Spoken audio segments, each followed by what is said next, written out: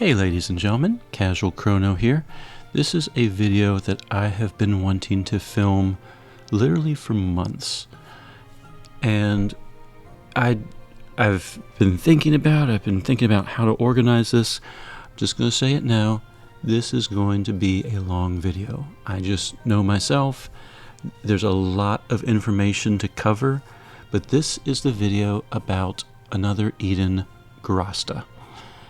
And it's so complex. To me, it's what makes this game a lot of fun, because you can customize all of these characters in all sorts of different ways, and then you can upgrade the Grasta with ores and all of the, you can fine-tune everything. You can turn healers into damage dealers.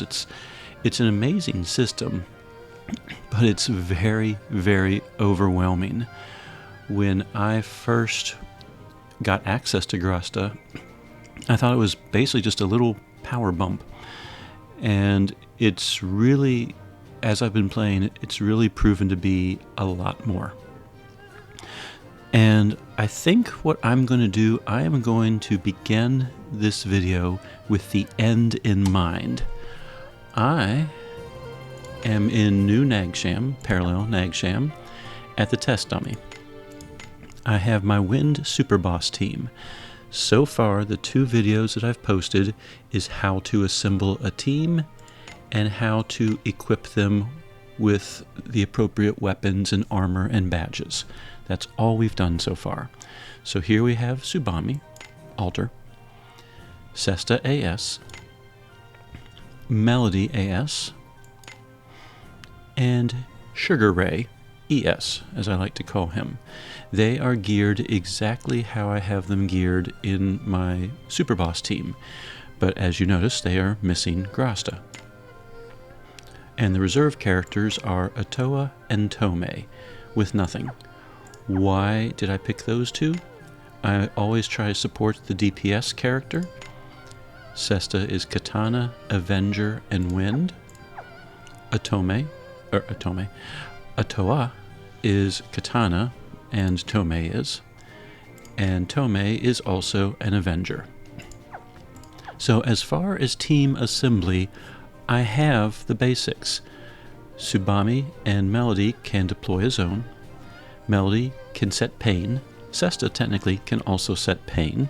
Sesta is the damage dealer. Shiguri ES is the tank. So I have all of the required elements. DPS, tank, 2 support characters. I have a way to heal with Melody's end of turn heal. So we are going to go ahead and beat up Bag Baddie, or Big Bag Baddie, I guess, in this case.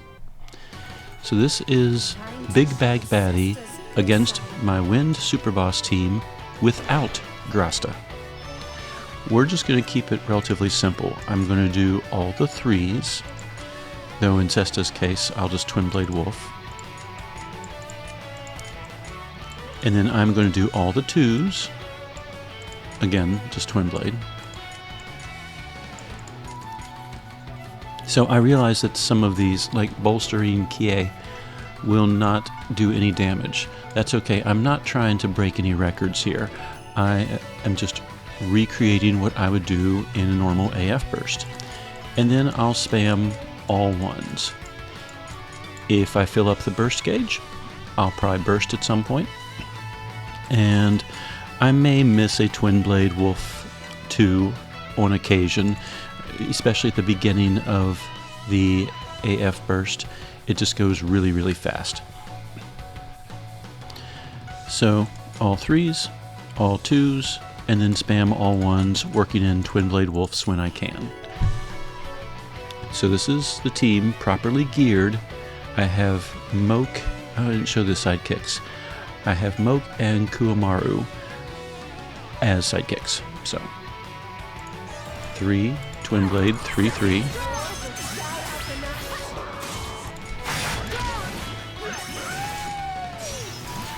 There's 2 Twin Blades, and all the 2s, and now all the 1s.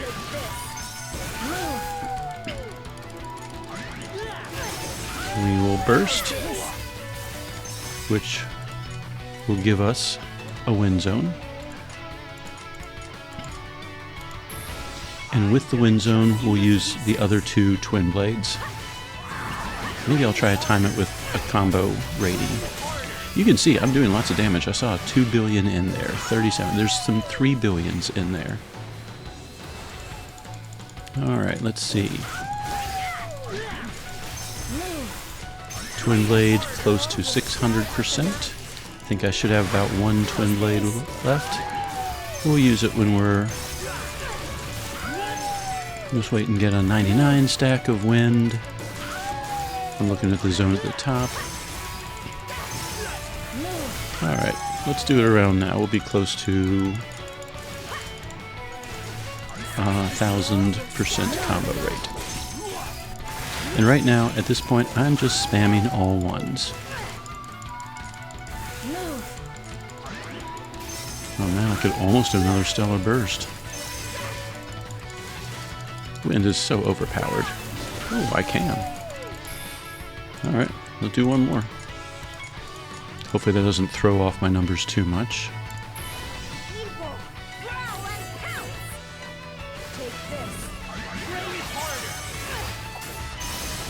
Alright, so 2 stellar bursts. Lots of damage. Combo rating of, what are we at, 1200? 1200. Almost 1300.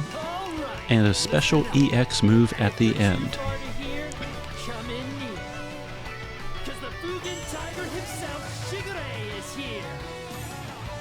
The winds may flow on a whip all their own, but they all blow towards the point of my sword, and with them carry fortune as fierce as it is bold.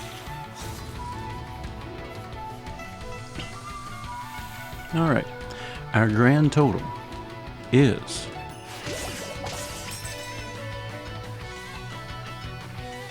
$219 billion in damage. So let's think about that for a second. No Grasta at all, just team synergy. I think the right skills being used, and just powerful, possibly overpowered characters.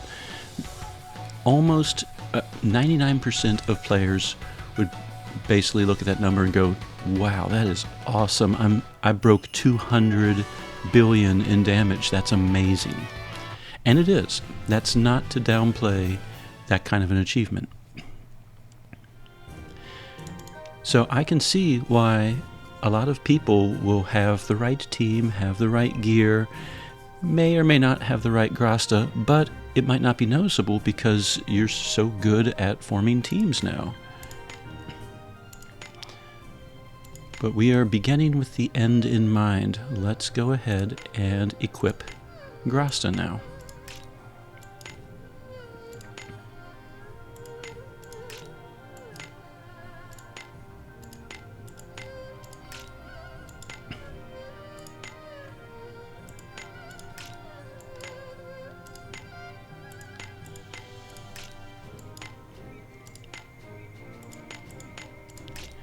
So you will notice the weapons, armor, and badges are all the same. We've added 3 Grasta to Sabami, 3 to Sesta, plus of course all their special Grastas. Melody has 3 Grasta. Shiguri, ES, 3 Grasta. And then the reserve characters both have 3 Grasta as well. So that's all we've done. Sidekicks are the same, party is the same, weapons are the same. We just have Grasta. I like a good fight to the... So we're going to do basically the same thing. We're going to cast the 3s, the 2s, the 1s. We're going to work in Twin Blade Wolf 2 at the very start. And one more time fairly early on. We will burst as often as possible. I'll try to do 2 bursts to recreate the last fight as closely as possible. There will probably be a little bit of variation. So again, this is me just mentally preparing 3, 0, 3, 3, 2, 0, 2-2. And then all ones for a while. Around the 500% combo, we'll use a Twin Blade Wolf 2, and around the 1000 combo, we'll use the final Twin Blade 2. So 3033. 3033.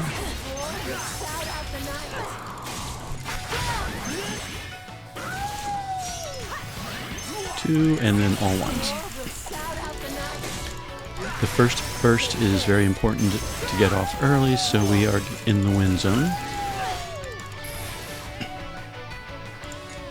Win zone. And now I'm just going to watch the combo up here. When I hit around 500, I will do the third Twin Blade. And when I hit around 1000, I will do the fourth Twin Blade. Looks like the 500 is going to be pretty soon here. There's the third Twin Blade Wolf.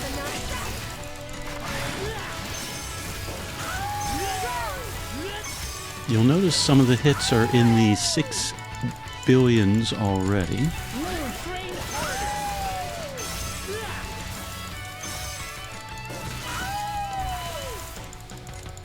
Alright, we're coming close to 1000 combo. I'll go ahead and Twin Blade now. There's the fourth Twin Blade. Let's see if I can get in one more burst.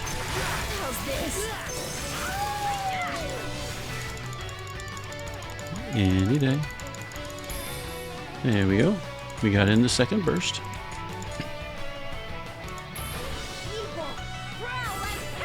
And we're almost done with the bar, so remember, last time we got over 200 billion in damage, which is incredible. I'm not downplaying that level of damage at all. And that's as far as we got. We got close to the same combo rate, 1200. And we sit through Shigure's EX move. If you wonder why sometimes there's an animation at the end and sometimes there's not, if you have an ES character, like this is Shigure ES, there's a little bar underneath the AF gauge, and if it fills up, it does an end of burst animation. That's that X bar right there. Alright, final damage with Grasta. 400 billion. We literally doubled the damage from 0 Grasta and 200 billion to full Grasta, 400 billion. So if you don't understand Grasta in this game, you're missing out. That's kind of the bottom line. So far I have hopefully taken you to how to form a team, how to equip the team. Now we're going to take that next step and how to really boost the power of your team. I've found when I play role-playing games, you know, like the Final Fantasies and everything, sometimes it's just about getting that one weapon. You know, if you get Excalibur, you're going to see your damage double. And in another Eden, it's really not. You can get the Elpis weapons and still do average, maybe above average damage. It's all about the Grasta in this game. So that's what this video is going to hopefully help you with. How, and what I'm going to do, I'm going to talk about what Grasta are, when do you get them, the whole binding awakening process. We're going to talk a little bit about some of the earliest Grasta you can get, like the elemental Grastas. Then we're going to talk about, based on the role, if you have a support character, what Grasta do you get? If you have a DPS character, what Grasta do you get? If you have a tank, what Grasta do you get? And then we're going to talk about Shareable Grasta, and why in the world do we have these reserve characters in the back? You know, you've been telling me to throw these people in here. Why am I putting Atoa and Tomei in the background? So we're going to talk about reserve characters and how Grasta influences their selections. We're going to talk a little bit about personal Grasta and where to get them. You know, it's not enough that I sit around and say, hey, this is awesome, you know, equip Pain Grasta here, get the Cat Lover Grasta there, and then it would be a real disservice to you all if I didn't tell you where any of this stuff was or how to find it. What I am not going to do, I think, in this video, Grasta can be upgraded through ores. Dormant ores, bullseye, rose with thorns. I think, and I might change my mind while I'm recording, I don't know yet, I think the ores will probably end up being a whole separate video, because I'm pretty sure I'm going to be talking for a long time just about Grasta. I'm not going to be able to avoid talking about them because I already have them equipped, and quite honestly, I'm too lazy to revert a lot of the Grasta and unequip them and then re-equip them later, because I'll probably forget which ore I had on which Grasta.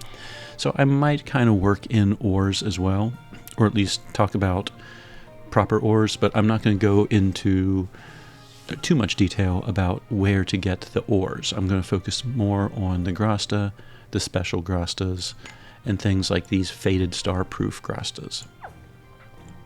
And depending on how the video is going, there's no one-size-fits-all. You know, like you might see on Reddit, Discord, other YouTube videos, DPS characters always seem to have the power of Pain Grastas. But that's not necessarily true for every single character.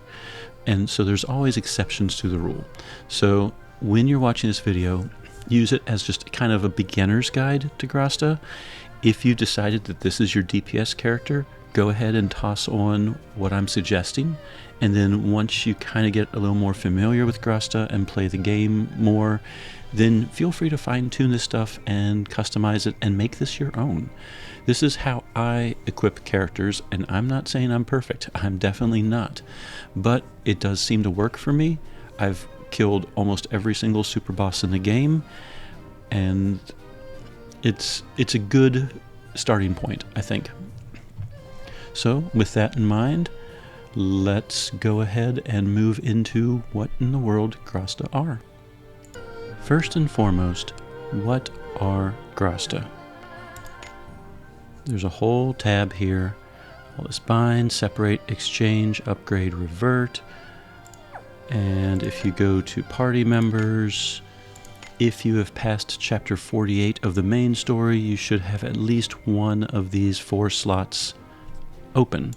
And if you click on it, you're going to see all these Grasta, and some are grayed out, and others are kind of dark colored, and others kind of have a light blue look to them. Oh, Power of Pain Lance. She's a lance user. Let's, equip that. Or Power of the Blaze. And are you doing this for the fire type attack? Are you doing this for the stats? I mean, it's kind of just thrown at you. And I remember when I first unlocked Grasta a long, long time ago, I didn't really understand either. I just kind of saw them as power boosts. Like, Suzette is a wind user. So I would look at the Grastas, and I did not have nearly as many when I started, obviously. At the very beginning, you can collect a few, like Power of Gusts, Power of Blazes, things like that would boost up wind damage like 10% or 20%. And I'd go, oh, okay, Power of Gust, wind type attacks 20%. Well, she's a wind user, so I should probably give her the Power of Gust. And to a degree, that's not wrong. That is kind of what you're supposed to do with them. It's just, it goes in a lot more detail. So, if you are unfamiliar with the Grasta system, and I'm going to go ahead and say, this video, as I said, is going to be long. In the description of this video below, I will have points, so if you already know what Grasta are, skip ahead. I'm not making any money off of these videos. I don't care if you watch the whole thing or just a portion of the video. So please just move to the parts that would actually help you. If you just really love the sound of my voice and want to hear me talk for 2 hours and say things like Grasta and Awaken, Bind, by all means, watch the whole video. I'd be happy for any feedback you could give me. But I know that Another Eden players, most of you probably know what Grasta are. That said, for those of you that are completely new to the system, Grasta. How do you get them? If you just started playing Another Eden, you've gotten to chapter 13 to unlock some of the, Final Fantasy IX collabs and the Crono Cross collab and everything, you may or may not know what Grasta are. Well, in order to use Grasta, you have to progress in the main story. You have to get to at least chapter 48. At some point during chapter 48, I think it's in the middle of the chapter, I don't think you have to complete it, but you get to unlock a Grasta slot, and I think it only unlocks one slot. It's been a long time. I probably did this chapter 4 years ago, so my memory might be a little bit fuzzy. But chapter 48 is your introduction to Grasta. In fact, it says, Awakening a New Power. It's, spoiler alert, talking about Grasta. In chapter 50, you unlock the second Grasta slot. And then when you complete part 1 of the story, chapter 55, that's when you unlock the third Grasta slot, and you simultaneously unlock Present Garulia Another Dungeon, which is a dungeon that I'm going to tell you you need to run a lot, over and over and over again, but we'll get to that later. So you need to get to at least chapter 55 in order to have all 3 slots unlocked. But wait, there's more. If you make it to chapter 66, the end of part 2, then you unlock another Garulia, or Antiquity Garulia Another Dungeon, which is the dungeon that unlocks all of the power of pains, poisons, HP, MP recovery Grasta. So it's not vital just to use Grasta, but a lot of helpful Grasta will appear by running that 2 green key dungeon. But wait, there's more. Main Story 2, Part 3, in the Goddess of Time. Chapter 70 is your next point. This is when you can upgrade Grasta with ores. Dormant ores to unlock hidden potentials, and then customizable ores later. And then chapter 74 will unlock Future Garulia Another Dungeon, which you can run over and over again for some very helpful ores. Specifically, Rose with Thorns and HP ores appear in that dungeon.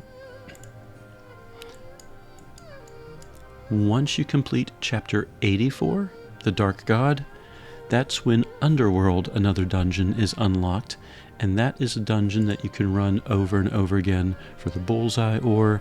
The Oriental Armor, side note, is acquired from Underworld, and then all of the previous ores that you got from Future Garulia, completing chapter 74, those are available also in Underworld.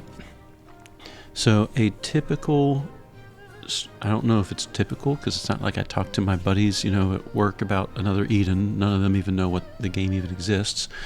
But I guess the approach that I took, once I really started to understand how important Grasta were, I started with Present Garulia Another Dungeon. I literally ran it for like a month straight to buy out all of the Grasta. And during doing that, I also got some Jadites and stuff that helped to awaken the Grasta, because it takes a lot. And I remember not having any fragments of attack way back when I was first starting. So if you run Present Garulia over and over and over again, you get those fragments and you get some Jadites. You might even get like a random chant script or 2. But most importantly, you collect all the Grasta from that dungeon. Once you finish it, a month later, however long it takes, then you start running Antiquity Garulia Another Dungeon and buy all of it out. Another month later, you move on to Future Garulia Another Dungeon. That one you don't have to run quite as long. I ran it just long enough to get some ore, and then I hopped over to Underworld after completing Chapter 84 and ran Underworld over and over and over again, specifically for bullseye ores, more fragments, and stuff like that. So a good approach, I guess. I don't want to tell you to rush the game. I'm not going to tell you how to play the game. But if you want the most control out of Grasta, you really do need to get to Chapter 84 in the main story. Once you hit Chapter 84, if you want to stop your progress and just sit around and beef up your party, collect fragments of attack and fragments of life and all that, collect ores, get more Grasta, that would be a good point to, I think, pause and really build up before you enter like all of the hollows and all that stuff. So Chapter 48 is the start of Grasta. Chapter 84 is a good stopping point to really collect. I think you'll have most of the benefits by Chapter 74. The only thing you're missing at that point is the bullseye ore, which when I was playing, I did not have the benefit of the Astral Archive. And I know that there are a lot of Grasta-related rewards in the archives. I couldn't tell you which ones right off the bat. So it's possible there might be some bullseye ores available a little bit earlier than Chapter 84, but if you want to really just spend some time and collect ores, try to go to at least Chapter 84. And I say that, and I haven't seen any Grasta whatsoever in these archives, but they are there somewhere. Just have to dig around, I guess. So, special fragments. We will be talking about that later. Now that I've told you kind of how far in the main storyline you have to go to unlock these Grasta, let's talk about the Grasta themselves. When you get a brand new Grasta, you have to bind it. It will show up initially as kind of like a grayed out, powerless looking gem. Let's find that Power of Gale. Okay. And I don't like the user interface with Grasta. It's very clunky. I have to scroll around a lot, and it doesn't really tell you that much detail over here. Power of Gale, I can see grayed out. It improves wind type attack. I don't know how much. Is it the same as the Power of Rapids and Power of Quake? Is it the same as this Enhance if Max HP Beast? I don't know. It doesn't give me a percent. All it says is, I want 100 fragments of attack.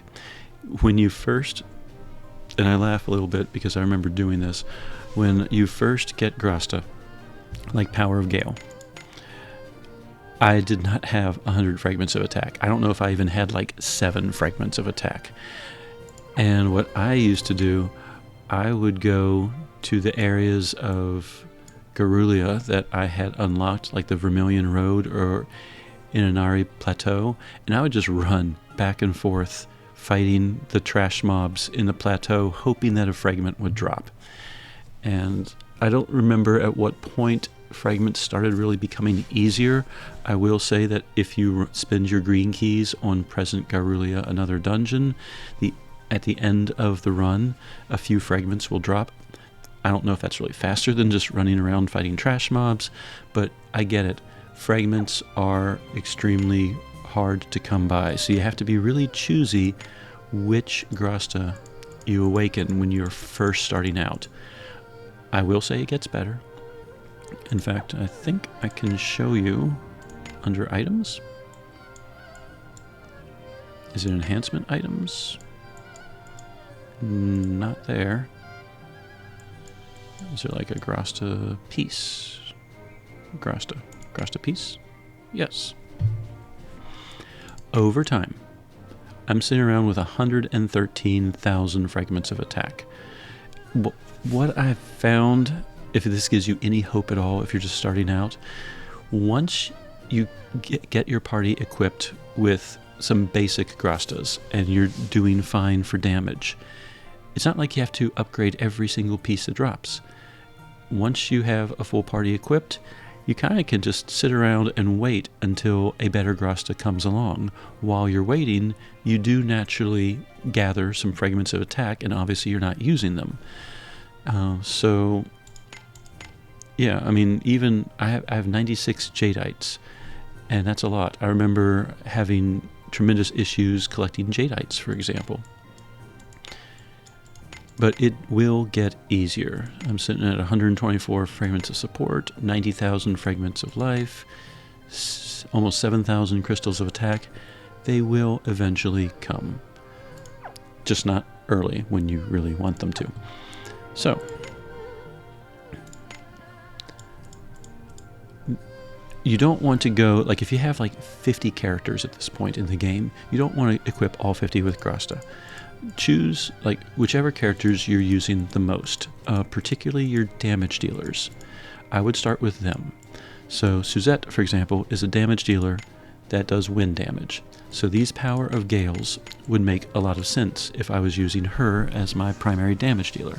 If you have like Verdanta or a water user, you would want to bind the Power of Rapids type Grasta. So when you choose, you have to spend a lot of money, which I was also very, very poor back in the day, so money as well as fragments were very hard to come by. Spend the money, spend the fragments, and you awaken to the first level this Grasta, in this case Power of Gale. If you don't click anything, you are still on the Power of Gale, so you could actually click on Awaken again if you have the supplies. So the Power of Gale, once we find it, did I already pass it up?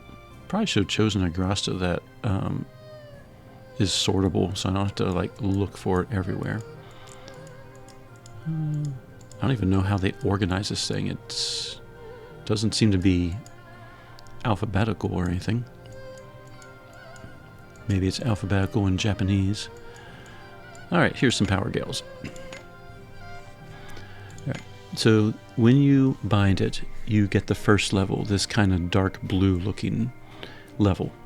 And if you equip it right now, you still don't have the benefit of the wind type attack. If you equipped it right now, the only thing you're gaining are the stats. Power 10, Int, and Intellect 10. And Suzette doesn't need Intellect, so I just spent 100,000 gold and 100 fragments to give Suzette basically 10 more power. Yay. Well, I know how I can make these a little more obvious. Go down to the dark blue section. Power of Gale. Save. Now her name's going to appear when I'm looking for the Grasta.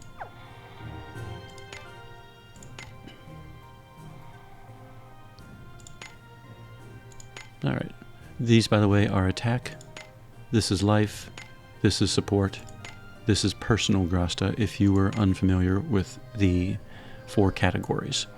Attack Grasta improves attack, damage, things like that. Life usually is, it's kind of like a support Grasta, usually improving health, regens, stuff like that. Support Grasta, as the name implies, is support. For the most part, I don't use that much in the way of support. A lot of it is like resistance to, like, if an enemy casts power down or int down, that would be a stat debuff resistance. If they cast reduce type resistance or reduce physical resistance, that would be like these type debuff resistance. And for the most part, I don't really use them. There are a few support ones that I do use a lot, but it's kind of rare. The majority of the Grasta you're probably going to mess with are going to be the attack Grasta. And so there is Suzette's. There, I can find it easy now. Once you have it at this dark blue level, the next step is to awaken it to the second level. So this is like level 1. If I choose awaken, it will consume the materials over here and it will become light blue. This is the level where the effect finally kicks in. So Power of Gale Now, not only do I get power and intellect, Suzette finally gets an improvement, a wind type attack.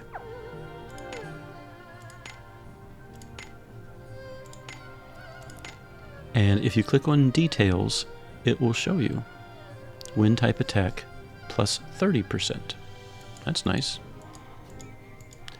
There are lesser ones. There's ones that are 20%. I thought I might have had one somewhere. Power Gust is 20%, Gale is 30%. You'll notice the stats are different too. Power of Gust, you get 5 power, 5 intellect. Power of Gale, you get 10 and 10. You can't upgrade Gust to Gale either. Whatever it arrives at, whatever, when you first collect it, if it says Power of Gust, it's staying Power of Gust. So this one is 20%, Power of Gale is like the next upgrade up, the 30% type. So that means basically all wind type damage improves by 30%. It does not improve all of her damage. So to give an example of that,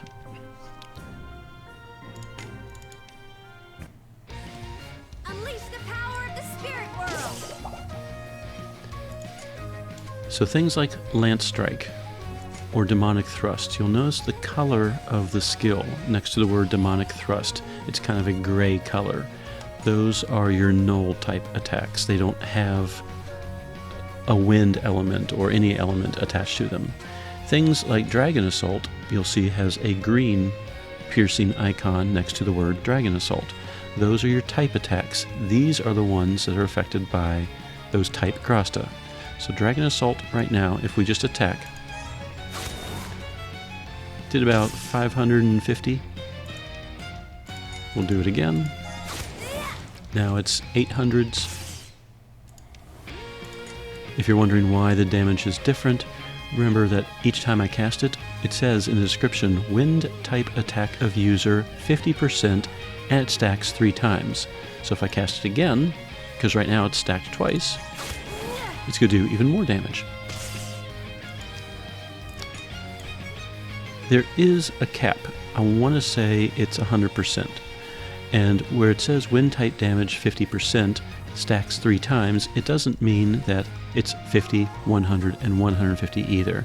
It might be like 50, 62, and 75, or something like that.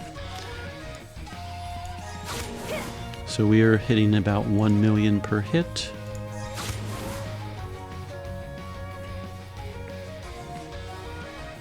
And we did 7 million in damage.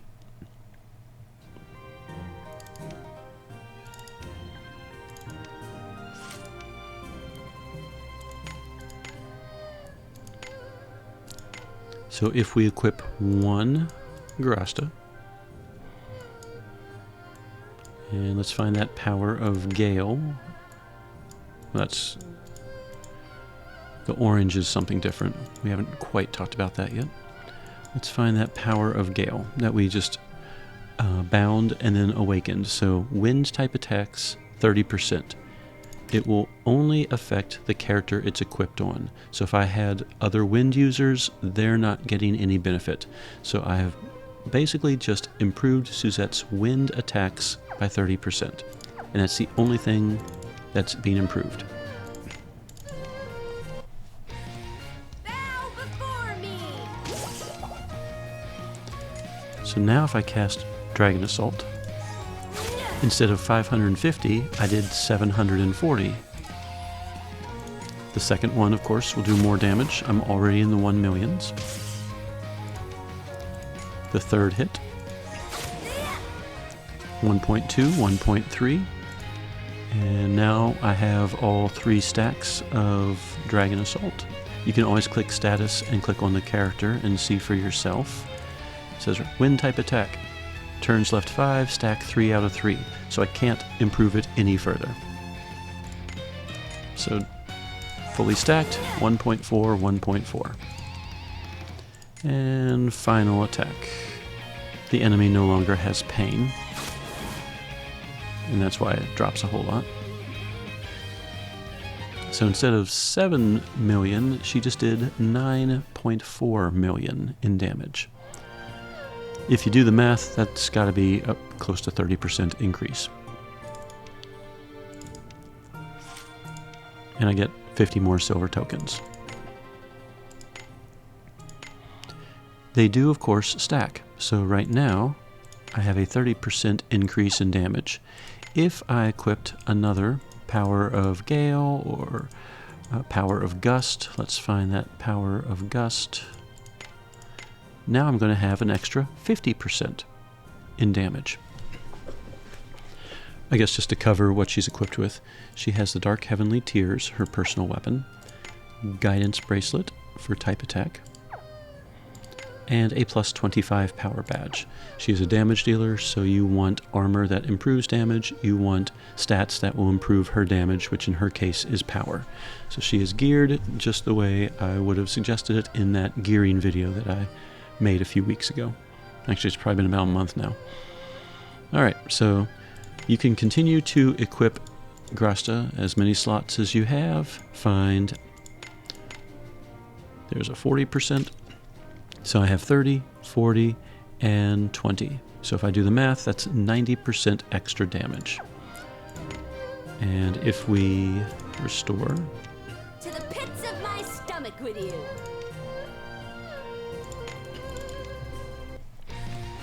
Unleash the power of the spirit world. So, Dragon Assault. We already start off at 1 million. She got her first stack. 1.7. 2 million. Now she's at full 3 stacks. 2.2. And then the end damage. So we did 14.6 million in damage. Initially, when she had 0 Grasta, she did about 7 million. This is 90% boost. So 90% of 7 million, add it together, you can see where the 14 million is. And it's kind of nice too, because in her case, since she got that stacking wind damage, she's also improving the damage from the Grasta. That's why she's actually doing a little more than double, even though it's 90%. It's kind of like compounding interest. Anyway, let me run and restore MP and all that good stuff. So in the simplest description of Grasta, it adds to her stats, all 3 of those Grasta. We're giving her extra power, so there's 10 there,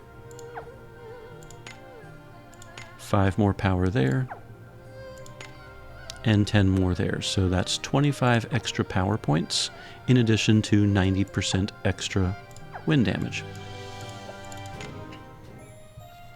Things like her demonic thrust and just stabbing things with a lance, things that don't have type damage, those skills, they do not improve in damage at all, aside from whatever little bit of damage the extra strength would give her. So if you are brand new to Grasta, if you can identify the role that the character plays, Suzette is a damage dealer. You want to choose Grasta that will improve damage. And the earliest ones are the power of element, fire, earth, wind, and water. And I think they are like 10% and 20%. And there's absolutely nothing wrong with wandering around with Grasta that improve damage by 20% each. In fact, let's do water and staff. Suzette was one of my original characters. She was my very first 5-star. She was my very first character at level 100. I did use her a lot. Another character I used a lot was normal style Flammopolis. She has a skill called Neptune, and I was actually just talking with one of my subscribers about her just a few weeks ago. Neptune is an incredibly powerful attack, and it was actually how I discovered Grasta. I had the power of currents and power of rapids, pretty much all of the water-related Grasta, which when you click up here and click on water, you would... Oh, I guess you can go ahead and sort by that kind of stuff. So power of rapids. Is it still water? It is still water. There are a few like generic ones. Almighty power. Anything that says improves type attack will improve any elemental type. So if you only have like 2 power of rapids and you have a 3rd almighty power, you can equip the almighty power and just get a 25% boost. It's kind of like if you specialize, you can get a higher boost, but if you can't specialize, this kind of helps everything. So let's we'll grab 1 almighty power, power of rapids, power of current. And she could run around with, what was a good early weapon? Miyaki's, maybe? Yeah, we'll go with Miyaki's. And she is a magic user. You would probably give her some intellect. This is kind of using all the lessons from before. Guidance ring improves type attack. So there we go. That's... well, you might not have access to the almighty power. You just get a 3rd power of whatever for water. But that would probably be... oh, you know what? We haven't talked about special Grasta yet. Let's get rid of that. So if you have Flammopolis, I'm doing this without psychics, this might be a legit way to gear her fairly early on. You may or may not have Miyaki's staff, and if you haven't run the 2 green key dungeons, you may or may not have the guidance ring. And of course, as I said, the almighty power, I forget when you get the first one of those, but you probably have additional power of rapids or power of currents.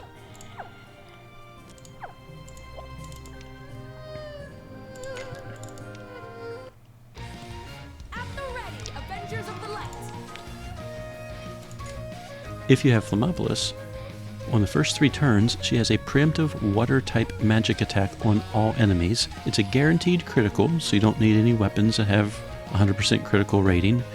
And it increases based on how few turns you've done. So if you use it on turn number 1, it's at its strongest. And you'll notice it does not have an MP cost. She is a great farmer. So I would just run around with 3 Power of Waters equipped and Hule Treshu, and she would be sitting around doing 500,000 on every single enemy on the battlefield. More, of course, if they were weak to water. So that was a great way to farm stuff early on. Her Neptune skill is also extremely powerful. And I just did 1.7 million in damage with it. And that, would, of course, affects all enemies as well. So on bosses, in the early story chapters, I would just Neptune them to death. And the Grasta, of course, would basically double the damage the same way you saw it double for Suzette. Now, after the 3rd turn, she gets stunned when she does a Neptune. There's her stun.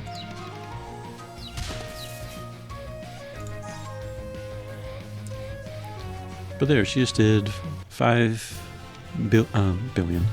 million in damage.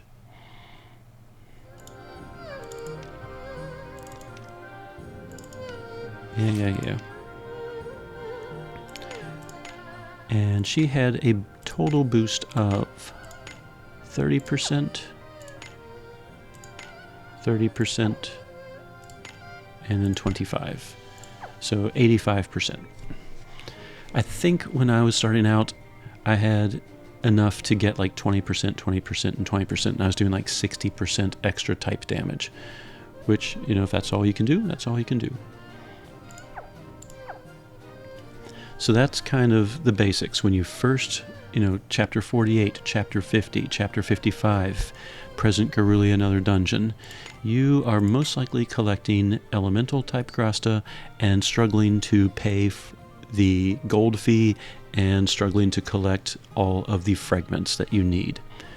And you don't even have to fully awaken them. Just getting them to the blue level, the light blue level, is enough to activate their effects. So I was running around with three light blue Grasta on my characters, and at that point it's working out pretty well. At this point, I've been talking a lot and using BlueStacks and showing things in the game. I haven't really shown the wiki. If you go to the Another Eden wiki and type in Grasta, you'll go to a wonderful page that basically kind of recaps what I've been saying. Chapters 50 and 55, you get the second and third Grasta slots. Main chapter 48, you get the first Grasta slot. If you have a character with over 200 light or shadow, which is probably very unlikely when you reach chapter 48, that's how you get the fourth Grasta slot. The easiest characters to get to that level are the free characters. Time for adventure. Like Aldo, you can run Miglant's Castle over and over and over again, or Toto's Theater World, and slowly build up light points. And one of the benefits is you now have 4 Grasta slots available, which early on may or may not be that important to you. It's definitely very important in later game. The 2 characters, I only have 2 characters that have 255 as long as I've been playing. Fine is one of them, and Aldo is the other. So I have 1 staff user with 4 slots available, and 1 sword user with 4 slots available. And that's it. So fortunately, Aldo has a lot of personality traits, so he actually meshes very well with lots of characters. Time for adventure. All right.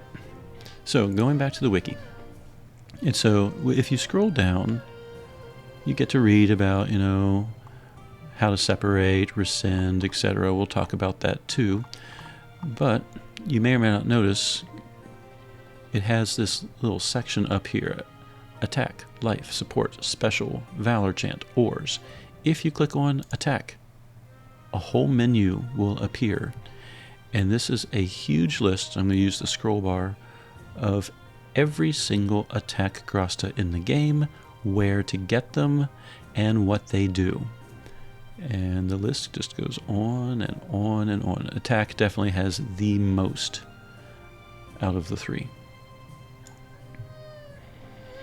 Alright, so if you're just starting out, you probably just have access to things like Power of Fire, Power of Water, Earth, and Wind. And water damage, for example, Power of Water would be 10% boost, and if you upgrade it, it's a 20% boost. So I guess I've been actually using... I couldn't remember the names because it's been a long time since I've used the very earliest ones. But I guess Power of Rapids would be like, if you scroll up a little bit, Power of Current is 20% that upgrades to 30, and then Power of Rapids is probably the next level up the 30 that improves to 40 eventually. And they call them Attack Grasta Tier 1, and that's like the earliest of early Grasta. So for your damage dealers, if you have a fire damage dealer, you'd want to grab 3 Power of Fires and awaken them as much as possible. So you'd be running around with extra 30% fire damage at first.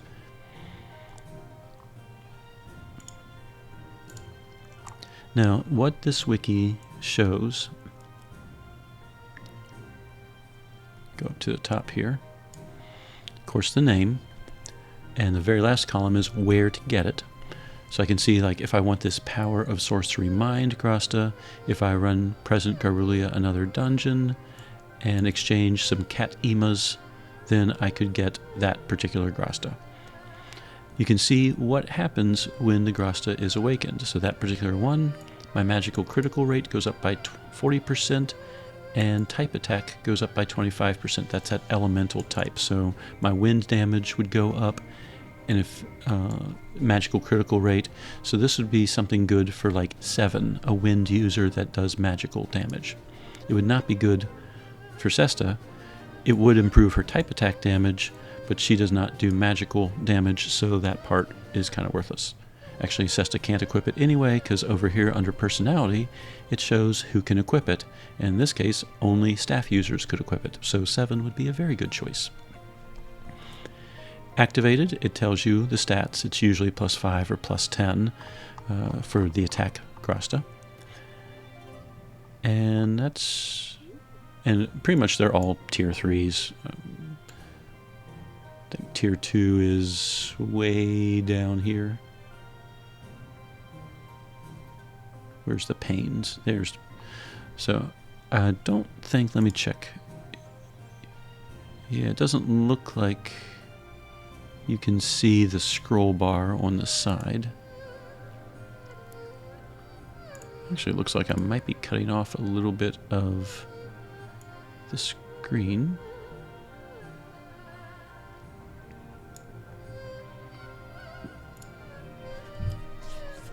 Yeah, the important stuff is there. Okay. Forgive me for adjusting a little bit.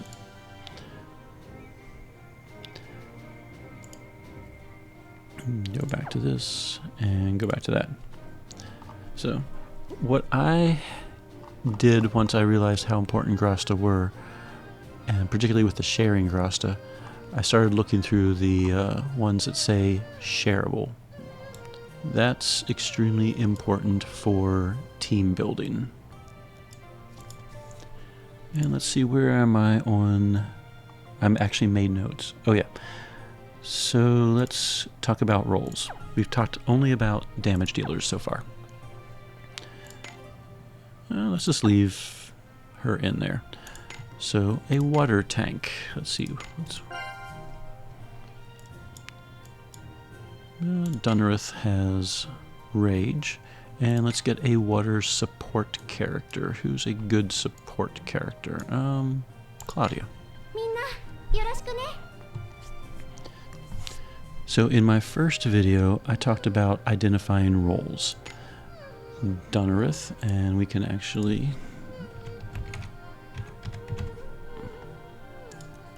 go to his page once it loads.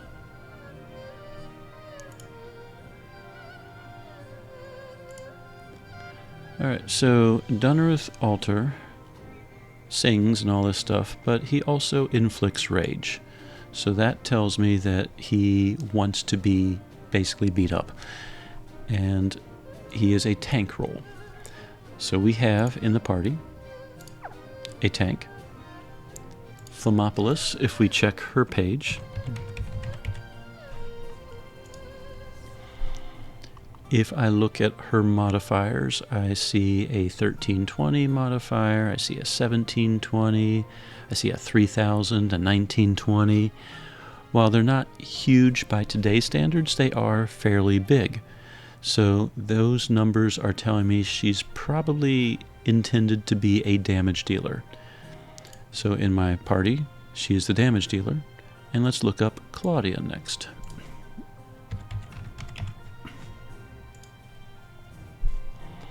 If I look at those same modifiers on Claudia's page, I see 140, 110, oh I see a 600, 180, 200, 150, and then I start hitting the synthesized stuff, which doesn't technically apply to her skills as they are right now. So for the most part, where her skills end with Fatal Drive Grand Finale, I see 100s, 200s, 180s, 110s, 140s. That is not screaming damage dealer to me. That is screaming support. If I see rage somewhere, then that would scream to me tank, but I do not see rage anywhere. So for roles, I see Claudia as a support character, Flammopolis as a damage dealer, and Dunnereth Alter as a tank. So what Grasta would make sense for them? Early game, you kind of sort of only have two choices. And let's go back to the Grasta page. When you first open up Grasta, oh, I need to click the attack button. You have access to the tier 1 stuff like the power of fires and waters. Well, that improves damage, so power of water would make a lot of sense for Flammopolis. If we scroll up to the top, we have this life and support. Life Grasta one of their big benefits is they improve health, usually by 150 or 300. The earliest Grasta, MP Regen and HP Regen, which you can also get from Present Garrulea, another dungeon, from running it over and over and over again, provides 150 health and improves endurance, spirit, luck, and speed by 3 points. Not a huge amount, but if you equip 3 of them, you get 9 extra stats and 450 extra health. So for tank characters, I find it's a good idea to switch to the life category, and any Grasta that you might have that improves health is a good choice for a tank. So let's find another power of regen. I do not care if the power of regens overlap. It's not like they combine. It's not like you can get a really strong regen, unfortunately. I'm doing this basically purely for the extra health. So power of regen staff. Do I have something equipped on it? Oh yeah, we'll talk about that later. The second tier of Grasta, Life Grasta Tier 2, let me go here. MP Restore and HP Restore, you can also get them from Present Garrulea, another dungeon. You can buy them for junk, or they can randomly appear as a completion reward. So over time, you can replace those 150s with 300s. So Power of Regen gets replaced. Again, I don't care about the effect that's on there. It basically just says when they're in the back row, you know, you get extra health and MP. Well, this boosts that. Well, your tank shouldn't be in the back row because then they're not tanking, so that part of it never really mattered to me. And you'll notice that the MP restores and the HP restores on the wiki are tied to a weapon type. So over time, if you run it a lot, you can also sort by, for example, staff. And there's your HP restores, your MP restore staff items. So just getting it to the blue level, you don't have to fully awaken it. Technically, I don't even think you have to get to the blue level. I think that one you can just get to the dark blue level. So if you awaken this once, that's all you need for the HP. So I just gave Dunnereth Altar an extra 900 health through Grasta, which at this point in the game will help tanks survive. So for tanking characters, I recommend the HP restores or the HP regens, the Tier 1 or Tier 2 Life Grasta. And I use them to this day. So the Present Garrulea dungeon runs that I did years ago, I'm still using those Grasta even now. That's why it's really important to just suck it up and spend a month or 6 weeks or however long you need to clear out all the vendors in Present Garrulea dungeon. So what about support characters like Claudia? She's not doing damage. I didn't even know she had a Power of Thunder. She's not even a Thunder user. Okay.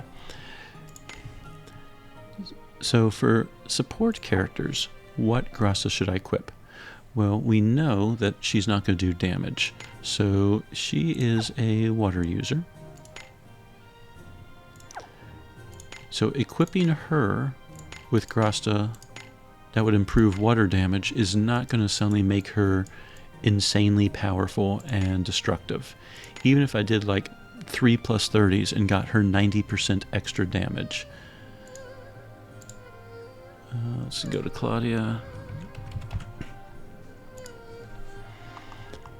You know, 90% of 140 is in the 200s. It's not suddenly going to turn her into a Flammopolis. So when I identify a character as support, I don't bother with attack Grastas. I deal with either with shareable Grastas, which you don't have access to right at the beginning, or support characters, you want them to live, right? So let me take off the water. So for support characters, I give them the same health type of Grasta. So right now she has 3,600 health. If I give her some MP restores,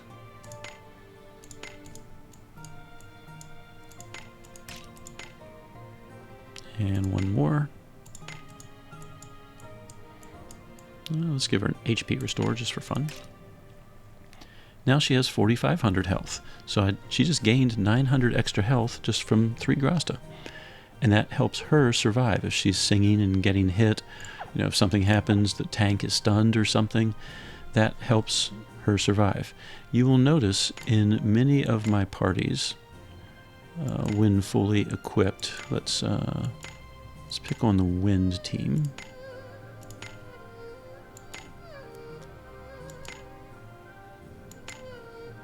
Actually, that might not be the best of examples, but typically the damage dealer has the least amount of health.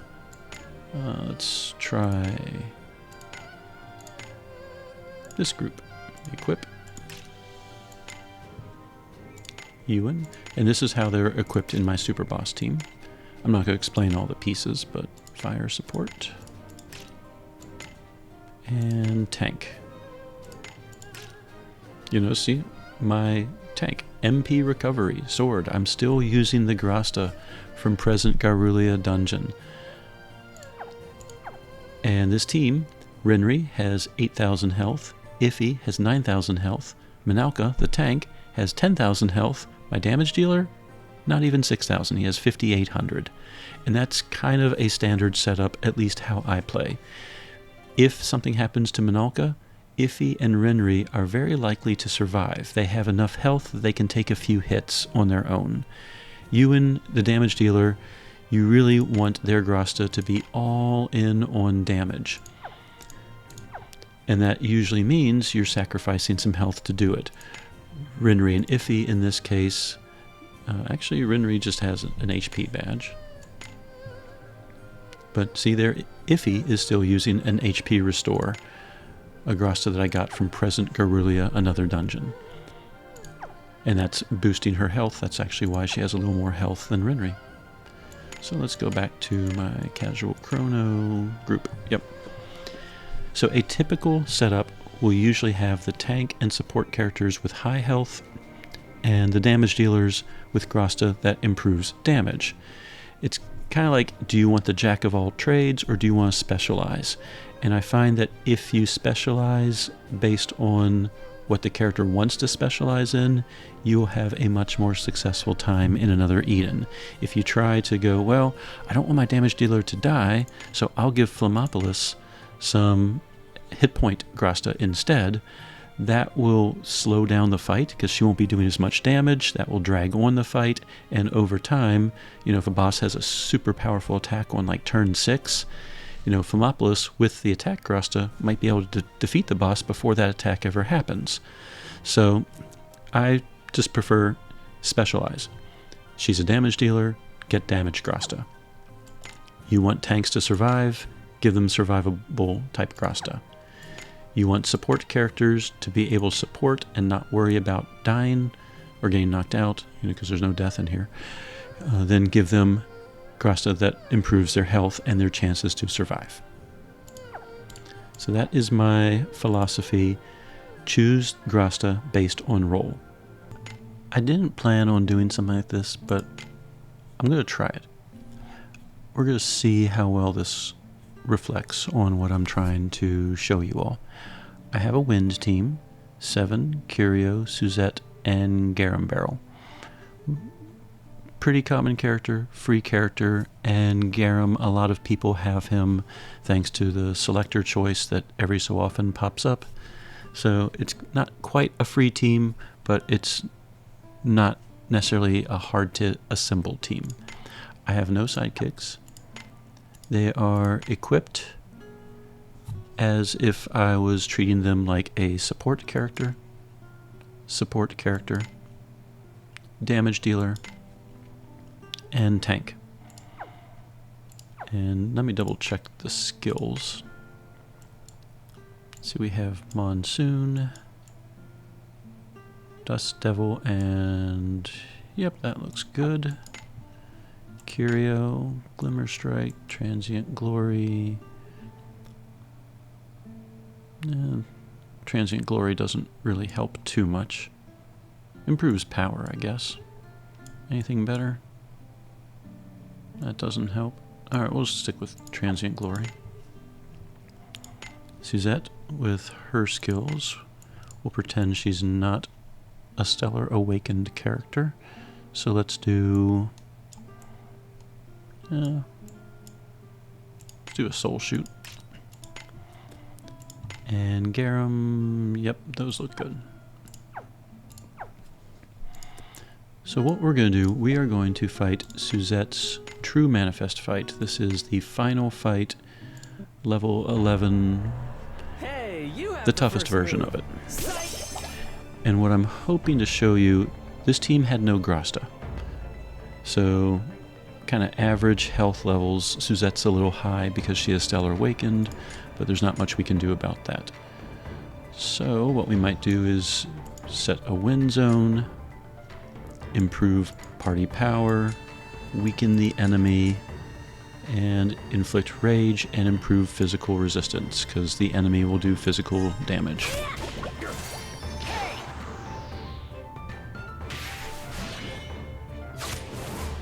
Behold, the ancient despair! Alright, so far everything seems to be going okay.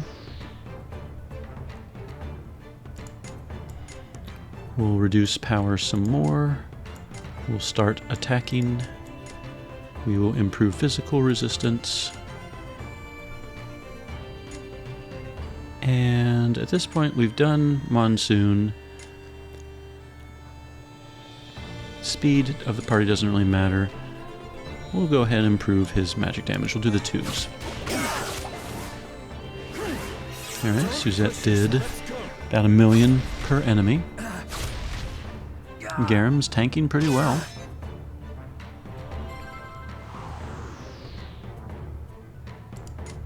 So we'll start using Iroa Thalisi, which improves his health as well. We'll just continue to Dragon Assault, Glimmer Strike, and Rampaging Gale. Gonna do all attacks.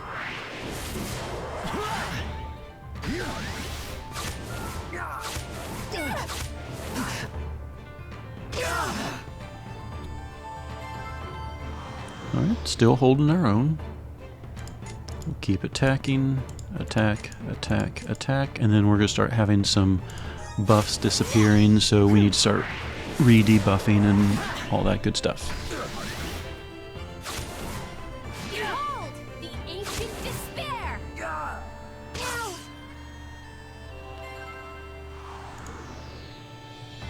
Alright, we will go ahead and get Rage on everything. Do another Demonic Thrust. That's 5 turns, but let's go ahead and rebuff everything while we're at it.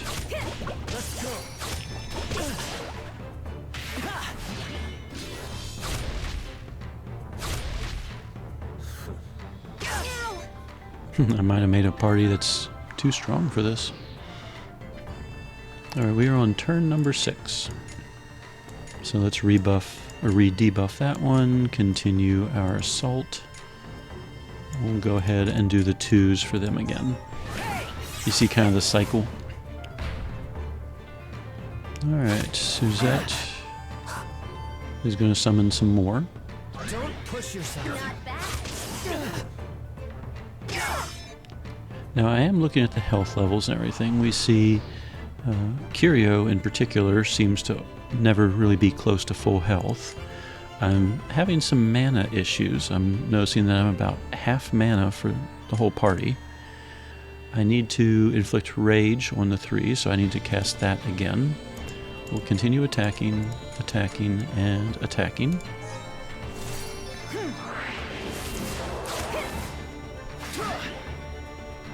Now the enemy Suzette is about half health, so that's kind of nice.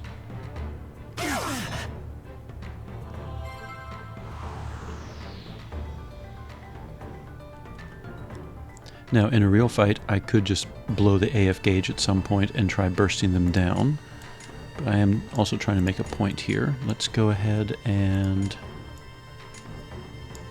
redo the 2s.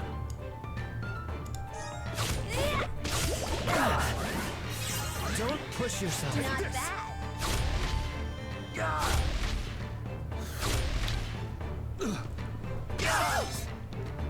And I can see that I'm about to start having some mana issues. Garum is very close to being out of mana. Curio isn't that far away either. So I might go, oh, okay, well now's a good time. Let's just blow the AF gauge. I just rebuffed and everything. So let's just do all the 1s. Try to speed this along.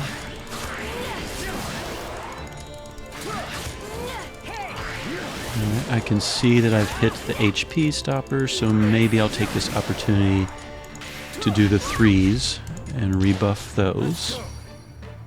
And then any 2s that I might not have gotten around to doing. Awaken, evil eye. So I'm not trying to purposely lose here, I'm just trying to recreate possibly some struggles that earlier players, newer players might have.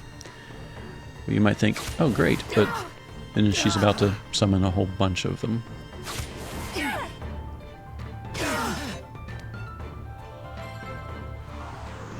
Alright, now we got 5 to deal with. We need to inflict rage. We need to debuff them so they don't kill me, basically. He can just go ahead and Glimmer Strike. And he can go ahead and attack too. Eat this. But now Garum is getting really low on mana. Fortunately, he's able to take a lot of the damage. Behold, the ancient despair.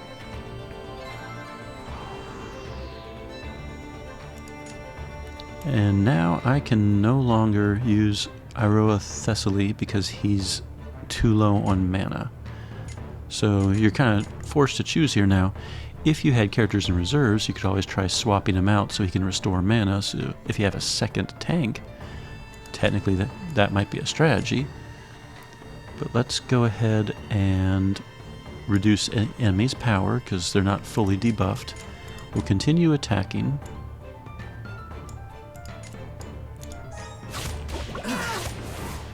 Hey! Take this! Take this!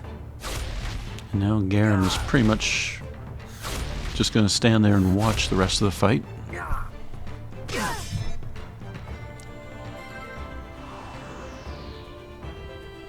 We are on turn number 12. All we have to do is defeat the main one. So, Land Strike, I guess. We'll continue Dragon Assault. That's our strongest attack. And we'll just attack with everyone, hope for the best. There are a lot of debuffs, so the enemies aren't really causing us much stress.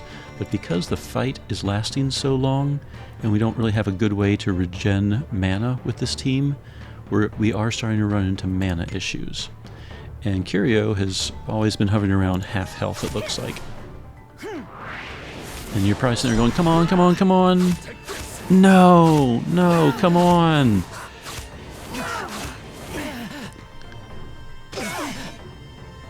Oh, so close! And I say this because you all have been there, I've been there. We've had fights like this. And now, Curio is also running out of mana issues. We are on turn number 13. He came close to being knocked out. He was around 1,000 health before the heal. Still can't do anything with Garum. Like, you've been in this situation before. You know how frustrating this is. Now, fortunately, we have an AF gauge. We could finish the fight.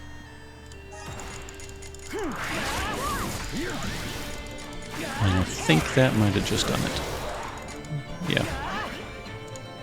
So 13 turns later, mana issues. Constantly hovering around 50% health for one of the characters. Yes, I kind of make it look easy, but there were definite issues during the fight. So this is how the Grasta situation affects things.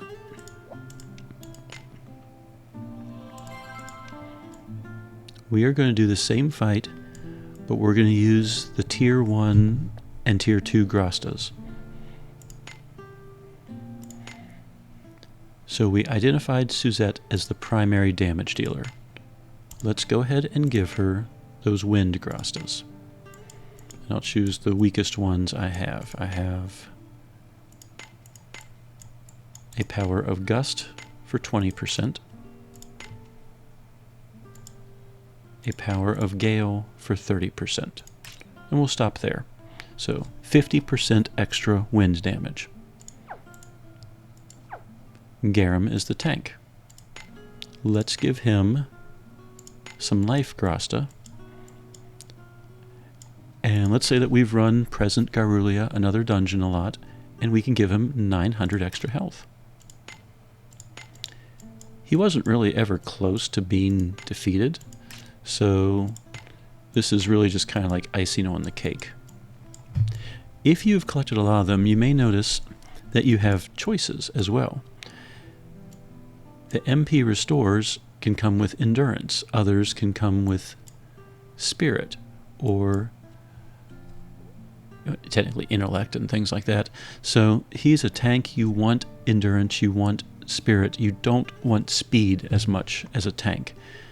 So if you have a choice between endurance and speed, I would choose endurance. So now Garum is sitting at 6,000 health.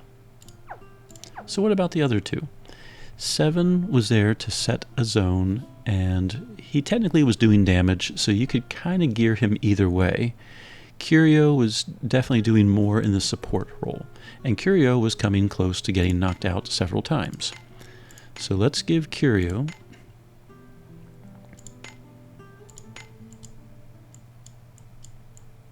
see here we could do spirit, we could do luck. There's probably some endurance in there somewhere. Yep, there's some endurance. So we know that he was getting hurt badly. So let's get, the fight was physical, so endurance would help some with that.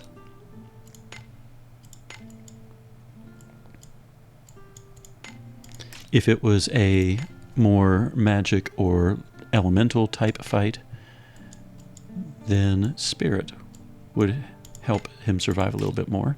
But now we just boosted his health by 900 and boosted his defenses just a little bit. So what to do is 7. He wasn't the main damage dealer. I have him geared as a support character, so we're going to stick with that. We are going to give him hit point related gear. So we'll give him some HP restores. Give him another 900 health as well.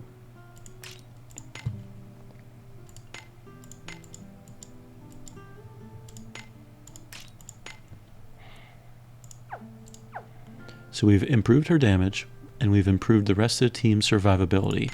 All we have done was just added 3 Tier 1-ish, Tier 2-ish Grastas to everyone. In Suzette's case, we didn't even include 3, we just put on 2 to do 50%. And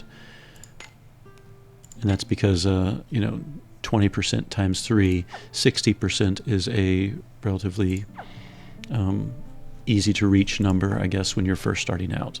I don't want to go too overboard. So we're going to fight that fight again. That took 13 turns and 2 AF bursts. Should I clean this up quickly? And we're basically going to do the same general philosophy. We are going to inflict rage on everything, weaken the enemies, buff up the party, and go ahead and set a win zone.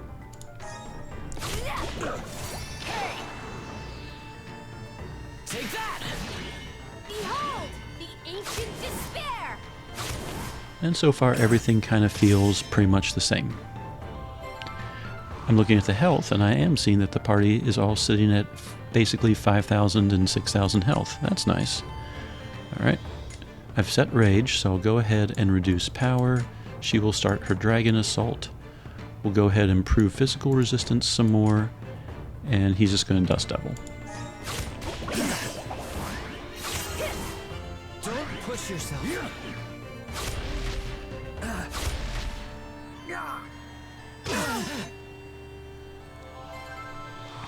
Everything still is going good.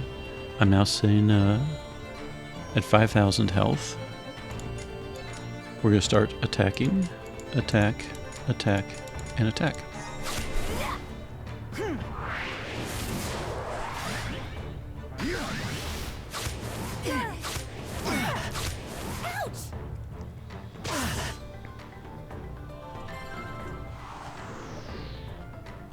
So we are on turn number 4.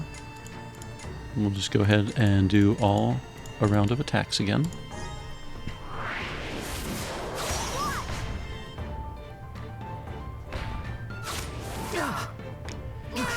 Right now, with the increased levels of health, I'm not really watching their health anymore. Curio is not sitting around at 2,000 health anymore. He's sitting around 3,000 to 5,000. And the rest of the party seems to be doing pretty well. We're still looking like we might have some mana issues. So we will go ahead and rebuff the 3s. And yeah, we'll go ahead and do that too. I actually forgot Monsoon has a little bit of MP regen. Behold, the ancient despair!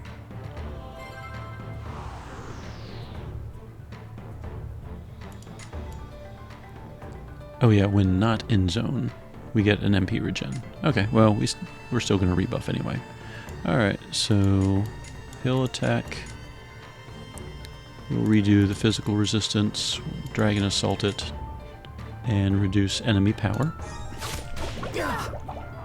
I see that Curio is actually down to 1,800. Push yourself.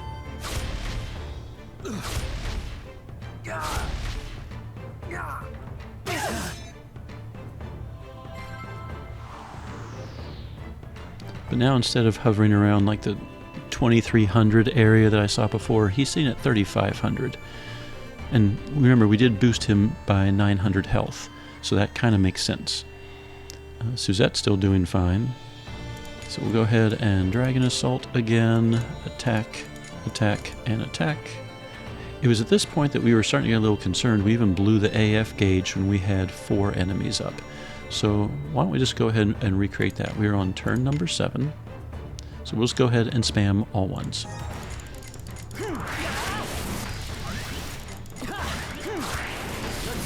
Alright, we've hit the HP stoppers, so we use this opportunity to rebuff all the 3s and all the 2s.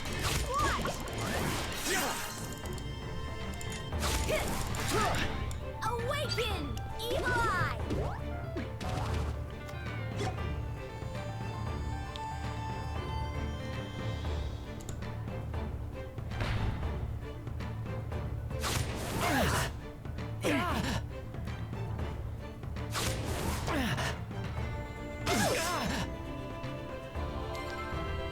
And here we are at the start of the last round. We're on turn number 8.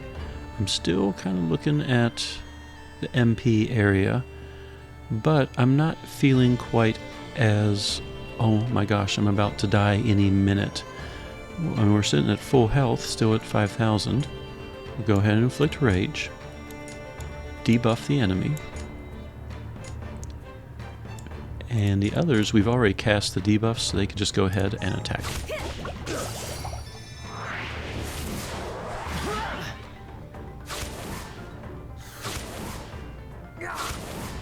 Behold, the ancient despair!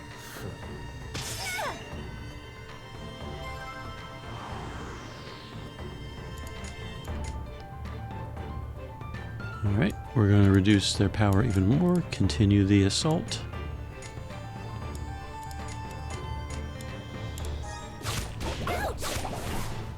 Eat this! We can see that our Suzette did a lot more damage, as the little clones desperately try to heal.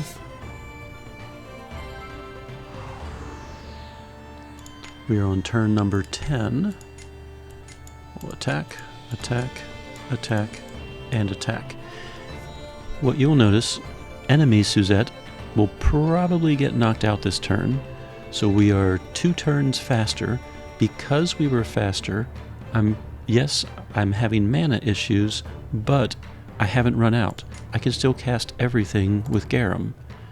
I can still cast everything with Curio. And the battle's over. So the Grasta, giving extra health, extra health, extra health, and extra damage, sped up the fight. Did not make me worry quite as much if Curio was going to get knocked out or not. And because the fight went faster, I didn't have as much of mana issues as I used to, at least the first time around. And then what I'm going to do, hopefully, is I'll save this team, and then as we talk about more Grasta, I'll probably return to this fight and see if I can make this fight even smoother. But that's kind of the difference, that if you properly gear your characters, you will have an easier time. So support characters, healers, tanks, if you're starting out, give them health. Damage dealers, give them Grasta that improve their damage type. At this point, we've talked about what Grasta are, when they get unlocked, and I've kind of given you some idea of how to gear characters based on their role, like which Grasta to give them.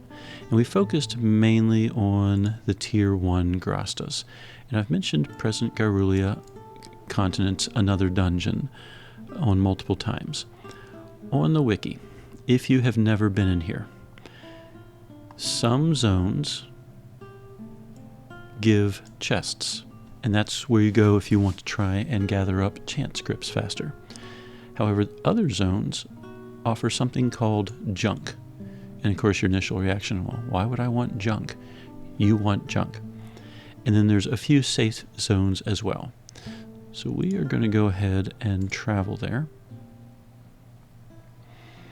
And actually, before I do that, if you have the ability to,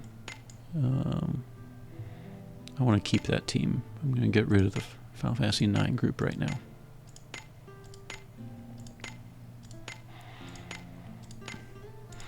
Since hopefully you will be spending about a month in this dungeon, all of the dungeons have one character that you can get light or shadow points for. Is that showing up in the...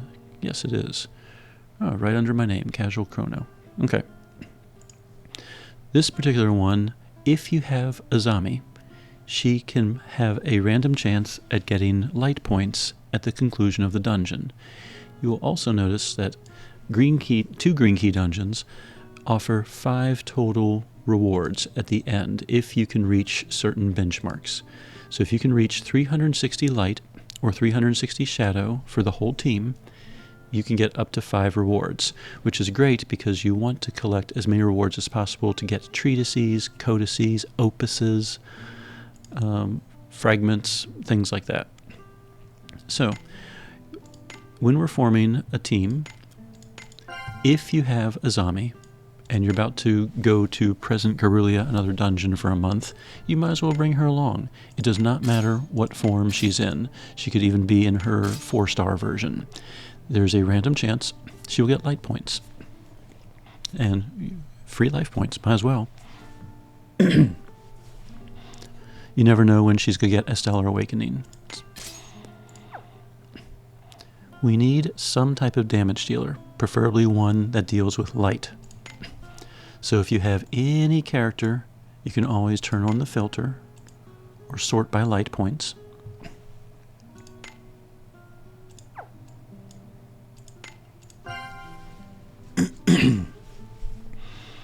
Now I have Aldo with 255 light. That's a possibility.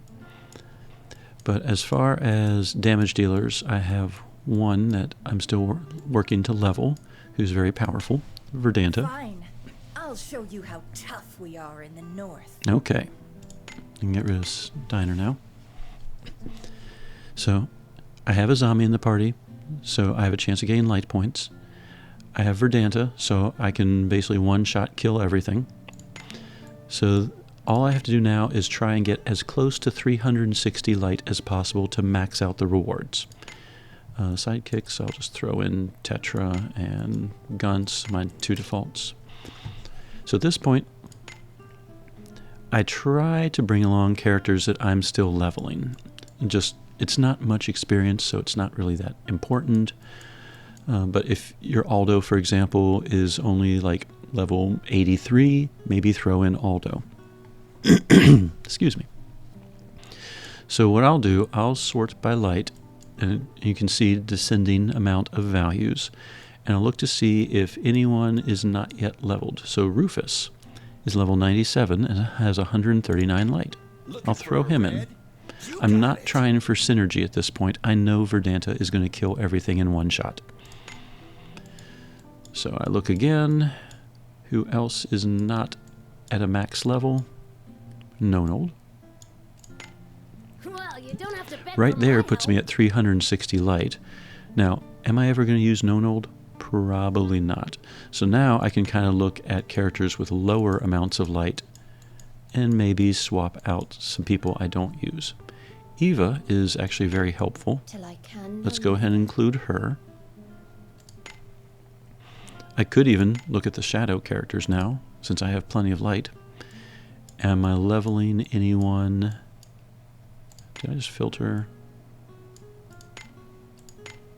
shadow? And I could sort by level.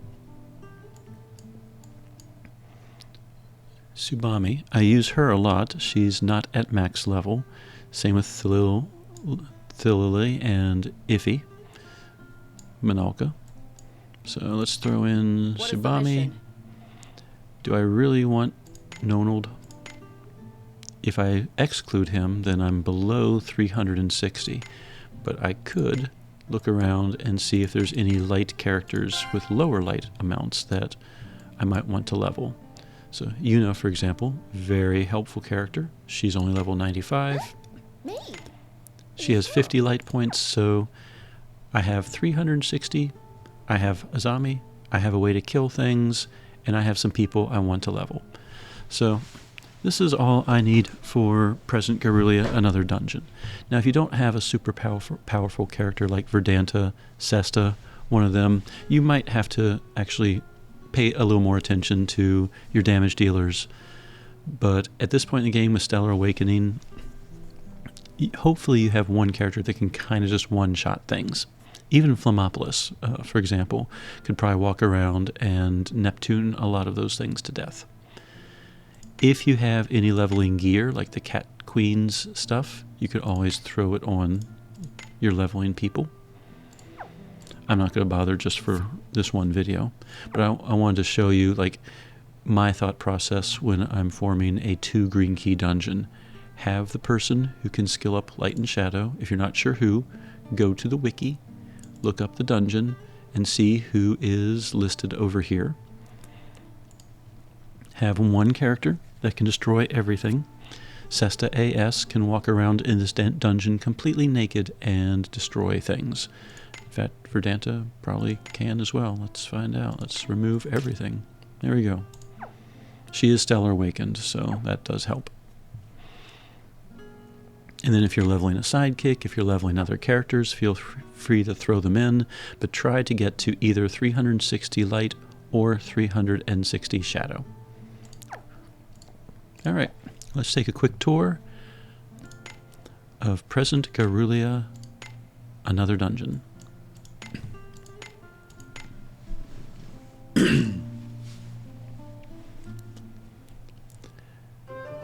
If you've never done this dungeon before, it's somewhat straightforward. Every single map you are given 2 choices. In the entry area, there's also a little girl here that sells you some Grasta. She wants something called Cat Ema. And Cat Emas, is that how it's pronounced? Emma? I'm going to go with Ema. If I'm wrong, I apologize. Cat Emas can be collected in the dungeon. There is one particular zone, and it's mentioned on the wiki. There's actually a whole section here for cat shrines and cat emas and everything. Your voice. If you were given a choice to go to the cat shrine, and it could be as soon as this entrance area, like that text might be cat shrine. If you go to the cat shrine and pay 100 get, you get a cat ema. Then the next time that you run this zone, because you can't return to this area, you run over here, talk to the girl, whatever she is offering you, trade for it. Because once you trade for it, then she'll offer the next item. And you keep doing this over and over until you buy out her entire stock. What she provides are unique Grastas. And let's go down here.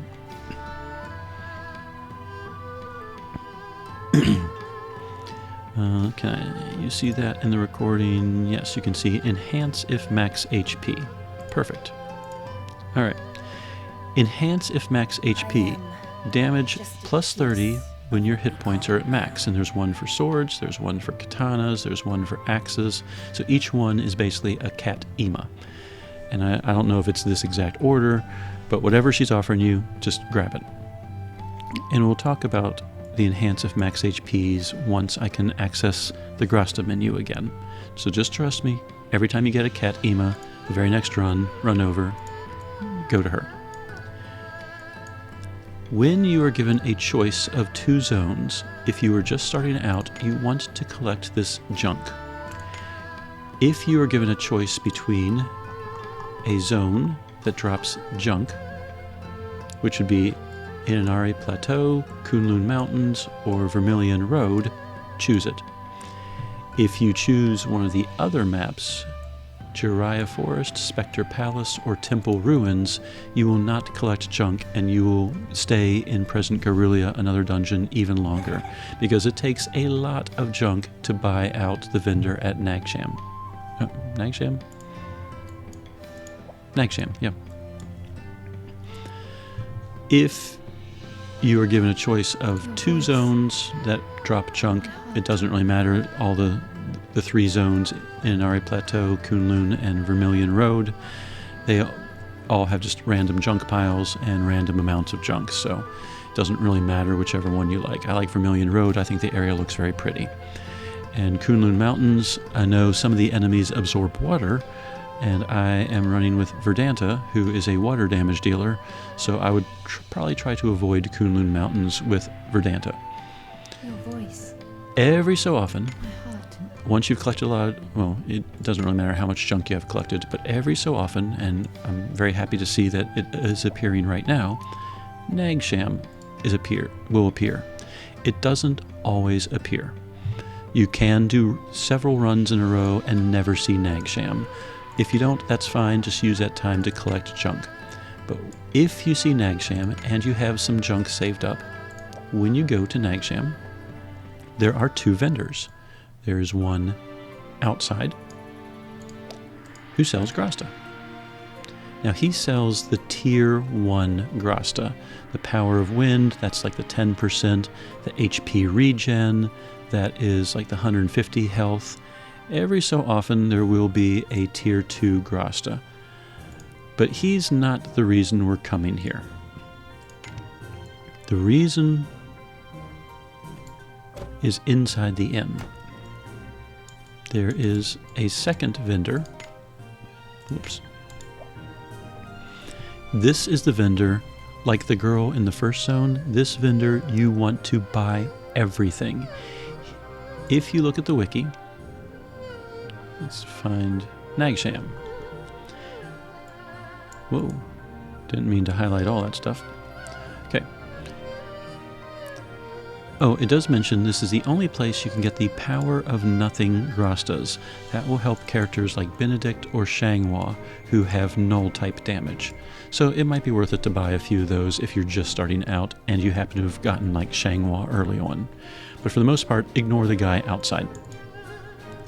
It says right here, might be hard to read, the merchant, my mouse is not having fun today, so there we go.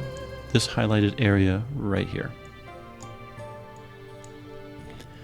The merchant in the inn gives high-tier Grastas or Jadites for 10 junk apiece, but he has a limited stock. He has 40 Grastas, one for each element and element combination, including non-elemental.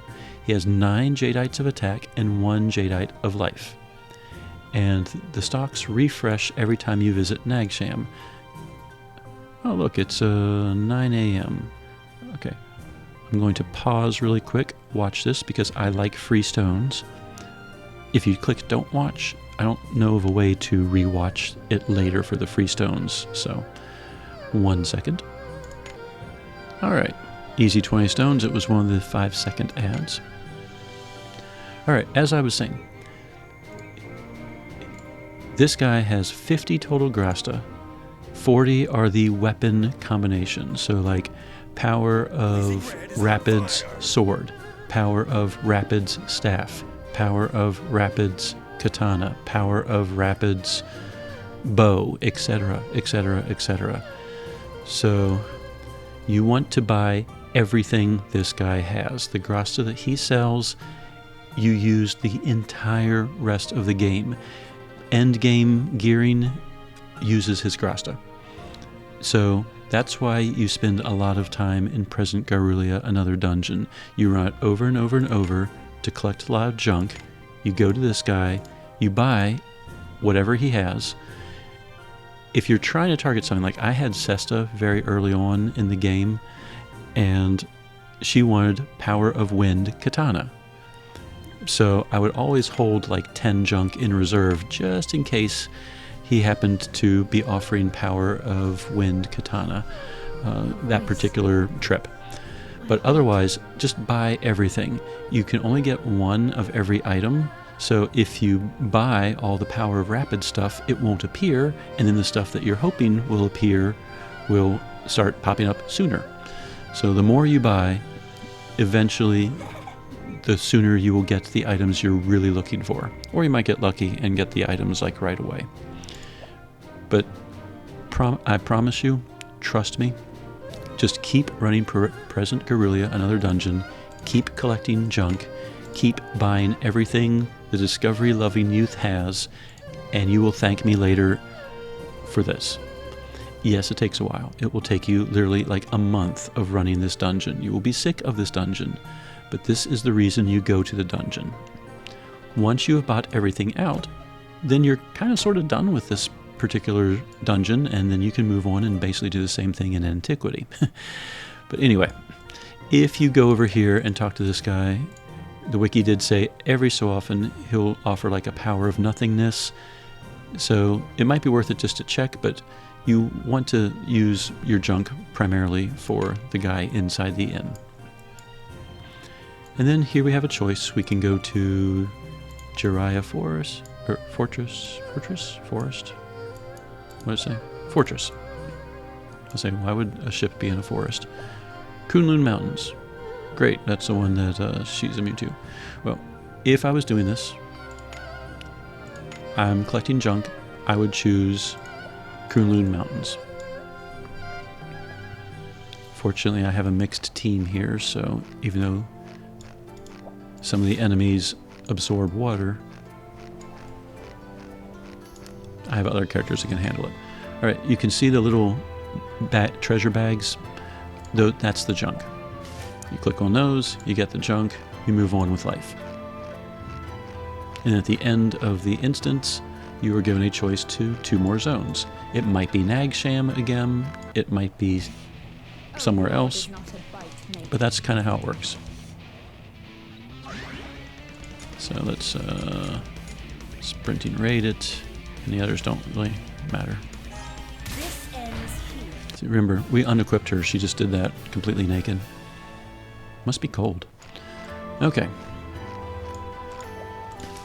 Collect all of the chunk, and then what choices do we have now? We have Jiraiya Fortress, and that's not because it was offered earlier, sometimes it just reappears. And the other location is Spectre Palace. Well, according to the wiki, neither of those offers junk, so at this point it's just a matter of preference. Just pick one. And we'll just pick Spectre Palace so I don't have to run back. Now, Spectre Palace, Jiraiya Fortress, and Temple Ruins are chest maps. If you look at the map, there are no junk areas, but there are random treasure chests. There is a small chance that one of them has a chant script. So, just making sure that Sprinting Raid was still selected. So if you go to that chest, and the wiki even tells you which one it is. If you scroll down here,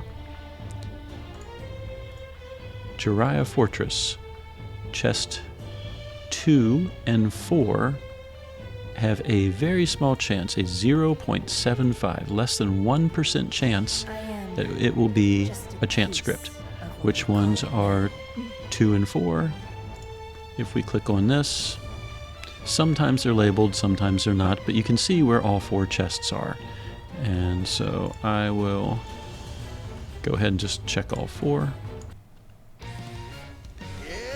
Because if there's a chance I could get a chant script, I will take it. I am always in need of them.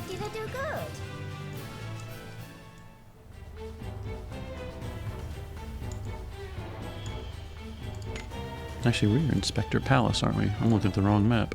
Spectre Palace is this one. Alright, so I started down there. I see one right there.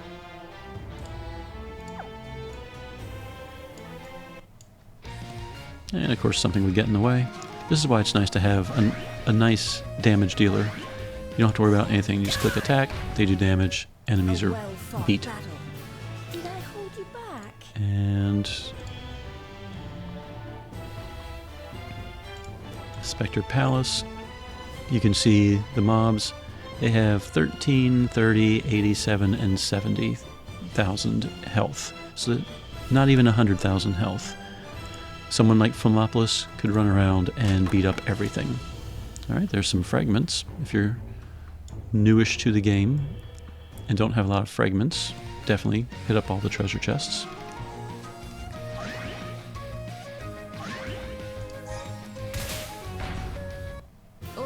You may have noticed the enemies drop fragments as well.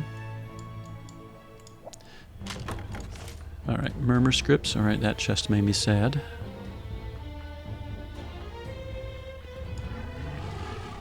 A roar does not a bite make. It's over. Barely even a battle.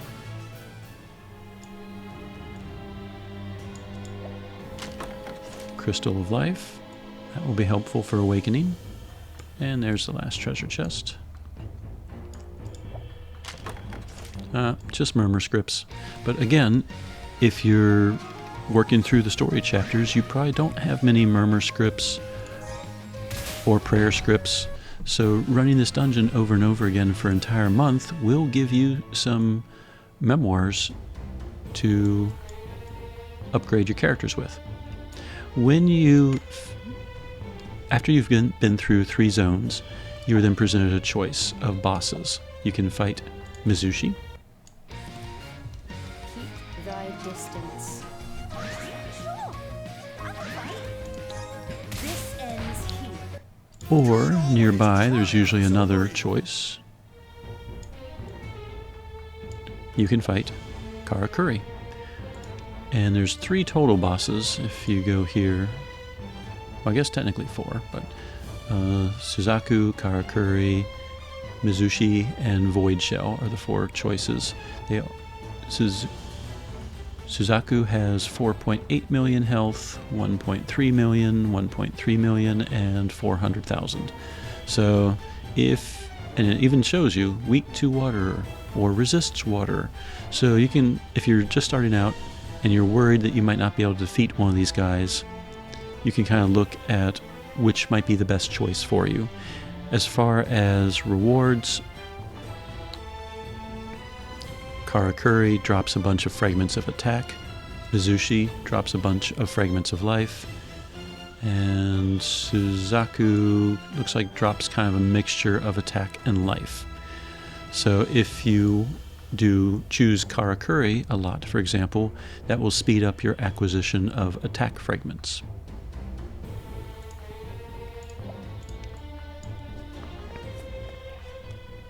And this chest has a small chance of a chant script as well. Darn.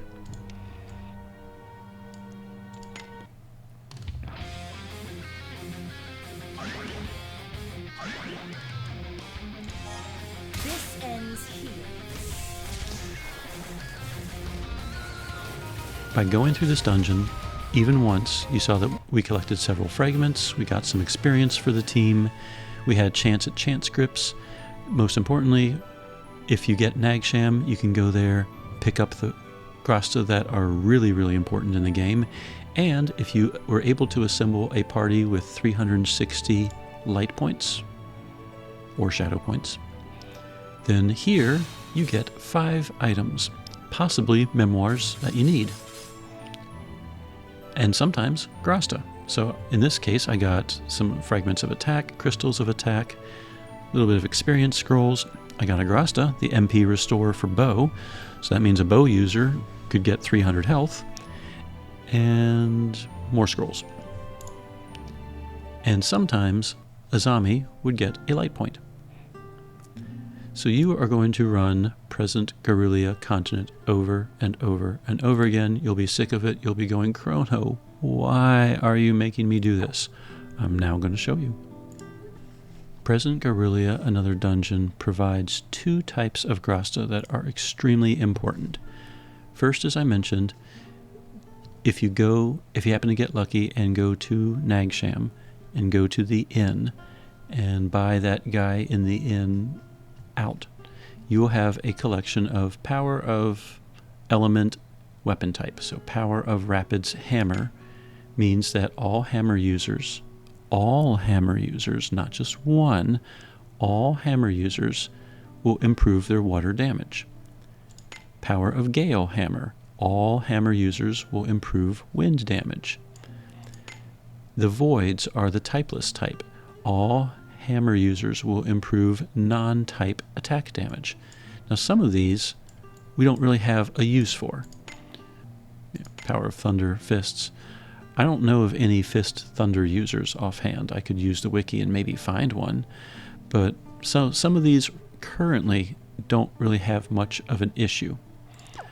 But let's take that team that we were playing with. Suzette. Suzette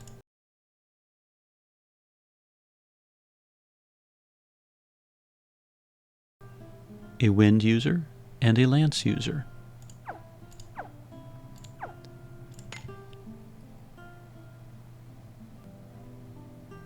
Because I've already upgraded all the way. All right. So there is a Power of Gale Lance. For all lance users, it improves wind attacks. Now, it won't do that right away. First, what you have to do, let's do Power of Gale Fists. First, of course, you have to activate. So you need some fragments of attack and some money. So that takes a while. Once you activate it, then you have to further awaken it. So, and that usually takes a jadeite. Remember that vendor in the inn does sell 9 jadeites. So you, over time, you're kind of guaranteed to at least be able to awaken 9 things. If you have limited money and limited jadeites, always focus on your damage dealers. If Suzette is your primary damage dealer right now, find and hope to get the Power of Gale Lance and choose to awaken that one. If Verdanta is your main damage dealer, you're looking for Power of Water Sword, and so forth. You know, if Thalil is your main damage dealer, you're looking for Power of Crystal Sword. So match the type, match the weapon type to whoever your main damage dealer is. Once you fully awaken it, so let's just go ahead and grab Power of Gale Sword.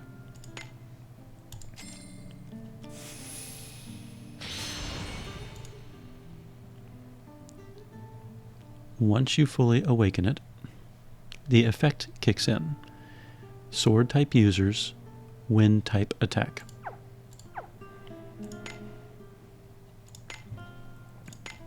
Let's Time for find adventure. Aldo.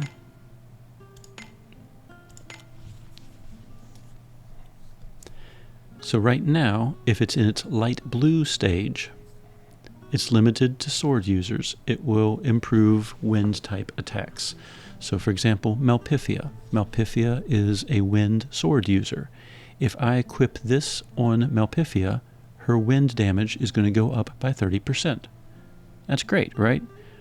But that still limits us if I want to use this particular Grasta. Let's find Malpifia.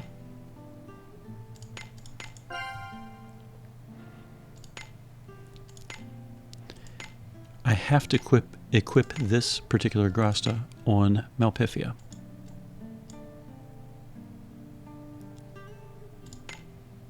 For it to have any type of benefit. And right now, the only person it's benefiting is Malpifia. However, if you further awaken these,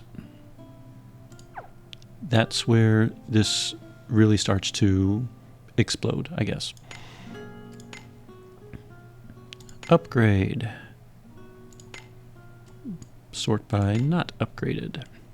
So let's find that power of... can I sort by sword? That might be quick. Oh, there it is. All right, power of Gale sword. And all of them. The power of whatever for element and weapon types.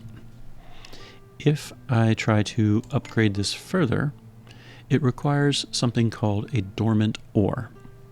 And it will give you a preview of what that is. Now, ores, this happens with chapter 70 in the main story. So if you're not at chapter 70, you can't do this step yet. But this is where you can create shareable Grasta. That little P symbol right there means that wind type damage will improve by 30% for all sword users. And it does not matter who equips it. That's the whole concept behind having reserve characters. So if I choose to upgrade this with a dormant ore, which again you cannot do until chapter 70 or later in the main story, it turns orange. And now, if I choose to, shows up under sword, if Aldo is equipping the power of Gale sword, every wind sword user in the entire party, front and back row, improves their damage by 30%. So Malpifia is improved by 30%. If I had Morgana, his damage would be improved by 30%. Shannon's damage improved by 30%. Cynthia's damage improved by 30%. Ruina's damage improved by 30%. All of those characters, if that was my entire party, all of them, each skill, that's a wind skill, would go up by 30%. So that's kind of the concept where if you have people in the back row that are holding the shareable Grastas, that frees up people in the front row to equip damage-dealing ones, like the elemental ones, or health if you're a tank. You don't have to waste slots to, have shareable Grasta in the front row. The back row characters can handle that. The other item that Present Garrulia drops was Enhance if max HP based on a weapon type. So let's remove these two. Suzette is a Pierce character, a Lance character. So if we have any Lance character in the back row, it does not matter what element type or anything. If you have a Lance character in the back row,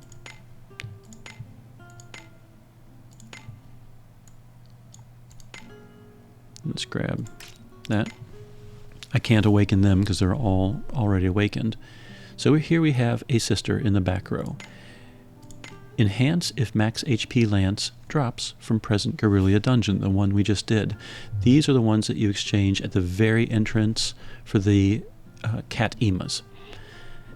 If you get Enhance if max HP and you fully awaken it, so you spend 100 fragments and 100,000 gold on the first level, then a jadeite and like 300,000 gold and whatever other fragments on the second level, and then if you're at chapter 70 and can attach a dormant ore to it, then every single lance user, doesn't matter what type, as long as they're a lance user, all of their damage improves by 30%. Since it's not attached to a type, it doesn't matter if you're a wind lance user or a water lance user, or if you have a skill like demonic thrust that isn't a type at all damage for all party members is improved by 30%. So let's take that knowledge and take a look at this team. Sevens, Curio, Suzette, and Garum. We know that they are wind users, so let's grab a random wind user. Let's grab...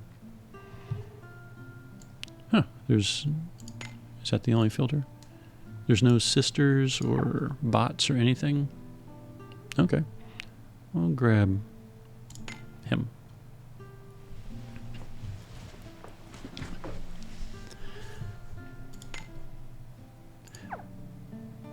Actually, we don't really need him right now. Alright, so if you run Present Guerrilla over and over and over, you will eventually get Cat Emas, and you will eventually get Enhance if max HP for all the weapon types. Suzette is our main damage dealer, so you can throw someone in the back row, fully awaken that Grasta, and Suzette's damage is improved by 30%. Good? Good. Alright, we also know that if you run Present Guerrilla, another dungeon, enough times, where is Wind? Eventually, from the Nagsham vendor, you can get the Power of Gale Lance. That will improve all wind damage for only Lance users. If you fully awaken it, Chapter 70, Dormant Ore, etc., now Soria in the back is buffing Suzette and Garum with that Grasta. Garum is also a Lance user. So just from having her in the background, 30% from that Grasta, 30% from this Grasta. That's an extra 60%. And that's on top of all of these Grasta. So let's walk into that manifest fight with those Grasta equipped and see how much more damage Suzette's doing just from 2 extra Grasta that are... You have to be chapter 70 or beyond to add the dormant ore. But if you are, let's see how this fight goes now. You seriously gonna take me on? Rage, Demonic Thrust, which Demonic Thrust, you'll notice, is not a wind type attack.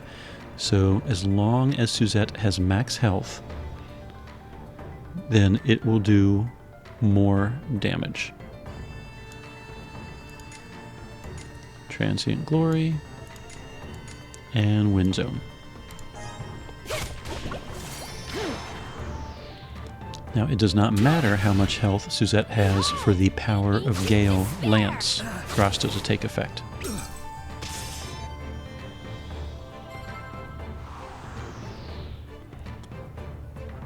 Alright, so we are going to reduce power. Suzette's going to start attacking. She's at full health right now. That's good. Improve and improve. She's still at full health. And she just wiped out about half of the health of those 2 little ads.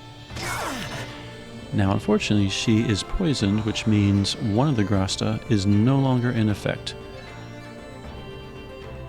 Actually, she might be at full health now, but the poison can be a problem, so Anyway, attack, attack, attack, and attack.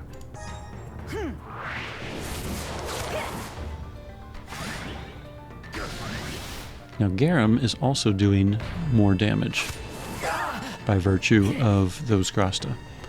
He's not a huge damage dealer, so it's not quite as obvious. But here we are on turn number 4, and we've already gotten to phase 2 of the fight.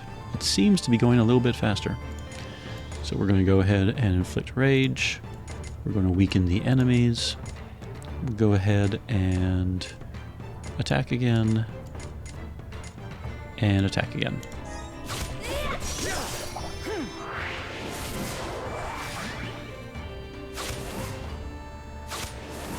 Behold, the ancient despair!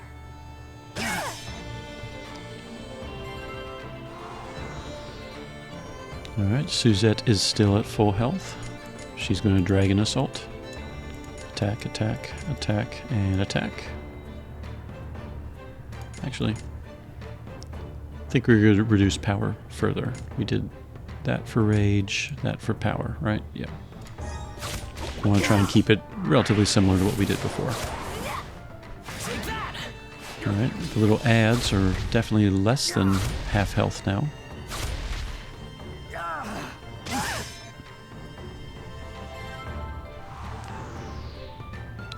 Now last time we blew the AF gauge, so let's go ahead and do that now. We're going to do all the ones. We can see that the adds have already been defeated, so we'll go ahead and rebuff the 3s and the 2s.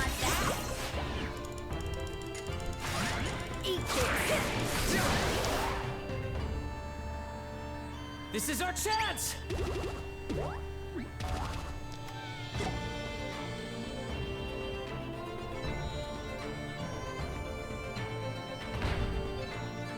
Alright, final phase.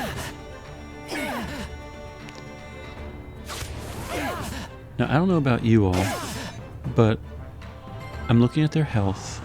I'm not stressed about them really dying anymore.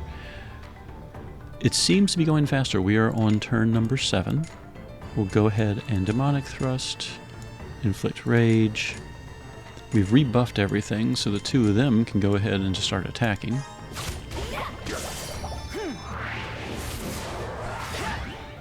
Behold, the ancient despair!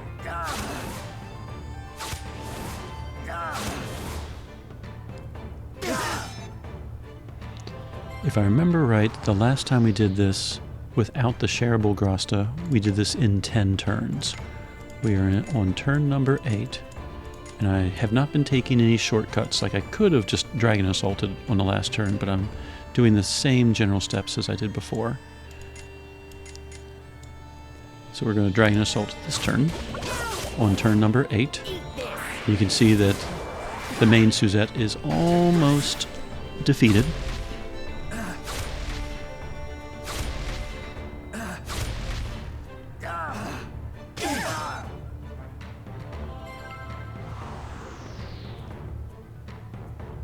And we'll go ahead and just Dragon Assault and finish this fight up. Garum still has MP. I'm still able to cast all of his skills. We're at over 200 MP for Curio. The others are pretty full, actually.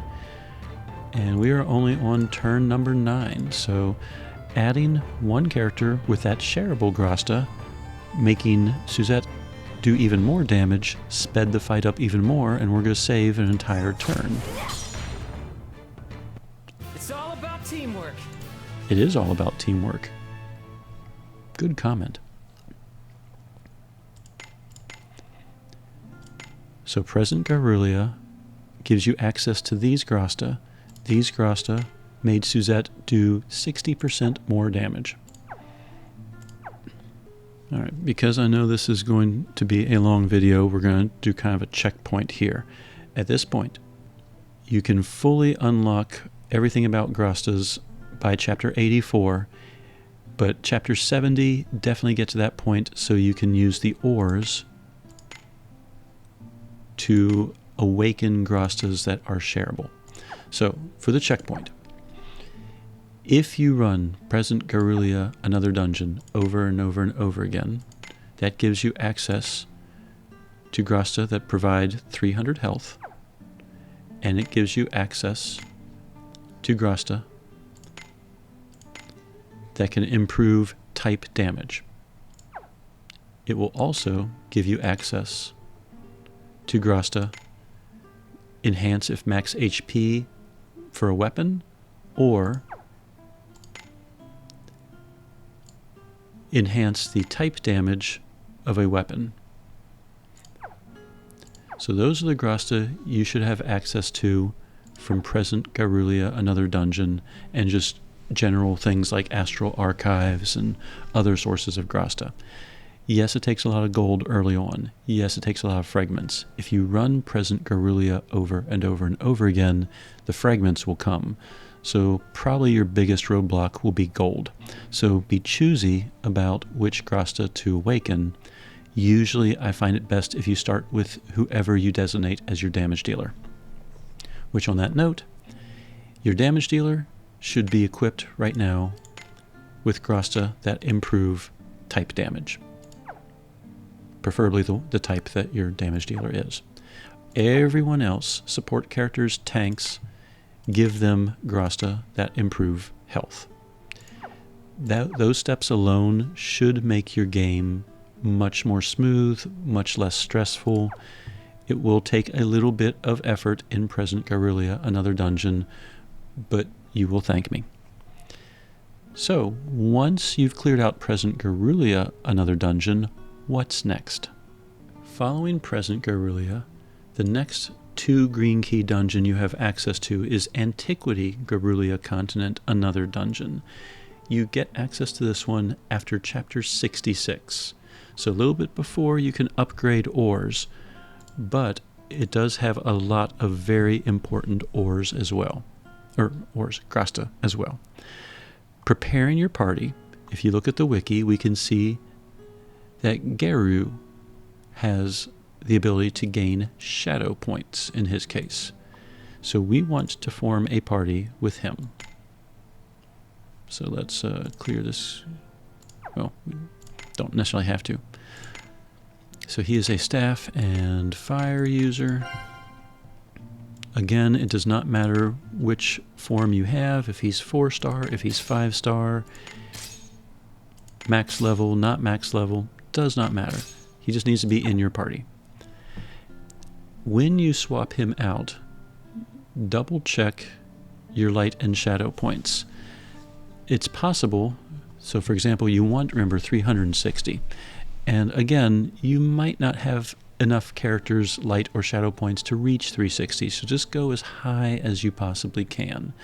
Even 240 would be enough for 4 out of 5 rewards, and for a while that might be the level you have to be at. So right now we are not at 360. I have to add more shadow to the party. So you could do it several ways. You could just simply remove one character and add pretty much any shadow character to the party. So let's sort by shadow.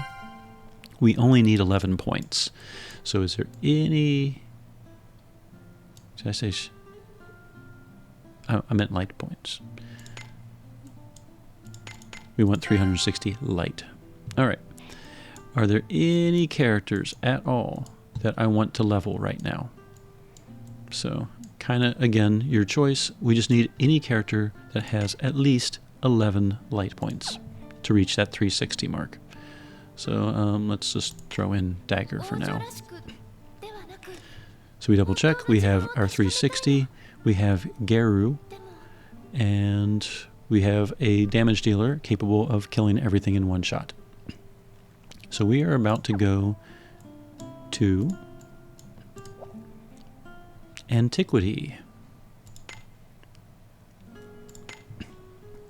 Alright, so let's look at the wiki for a second. It's pretty much exactly the same as Present Garrulea.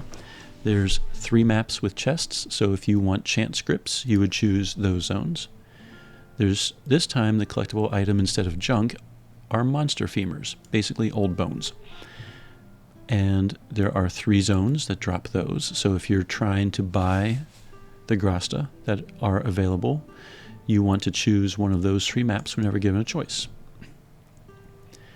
The zone that you want to go to, the Nagsham equivalent, is Zami. Zami has, yet again, a person in the inn that sells high-tier Grastas and Jadeite for 10 monster femurs each.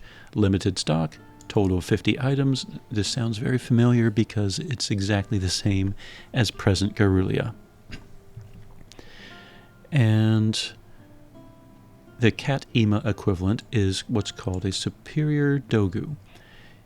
And apparently the very first one that you get is free, all the rest cost 100 git. And they can also be traded for rare Grasta, so it's pretty much the exact same stuff. And down here, what do we get with our time today? The Superior Dogus give you things like Axe's Prayer, Lance's Prayer. Personally, I've never used these before in my life. They give MP, they give speed, neither of which is terribly helpful to me in my playstyle. They don't give any health. They give you a skill that I pretty much have never really used. So to me, the Dogus, Superior Dogus, are if you get them, great, whatever. The big wins in this game, you can still get HP recovery, MP recoveries. Those are always good. But the big wins are the power of pains and power of poisons. If you've been playing another Eden, if you watch YouTube videos, if you talk on forums, everyone talks about pain and poison, usually pain. And that is because of how much extra damage they provide. So first things first, we're going to go ahead and just run the map. 360, Garu's in the party. Let's move.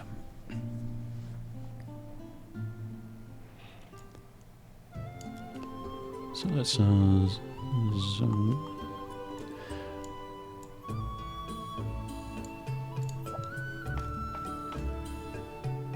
All right, it's been a while. I think this is, yes. The young lady in the little hut at the beginning is where you go for the Superior Dogus, which you trade for those Lance's Prayers, Axe's Prayers, Bow's Prayers, and so forth. Not terribly important, just I ran this so much that I eventually got them all, and they're all just sitting around, not even awakened. And apparently I have 1 Superior Dogu left. Alright, monster femurs. Let's see what our choices are. We have, oh, Zami already. Alright, just like before, you have a choice between 2 zones, Kurichi Cove, if we check the wiki.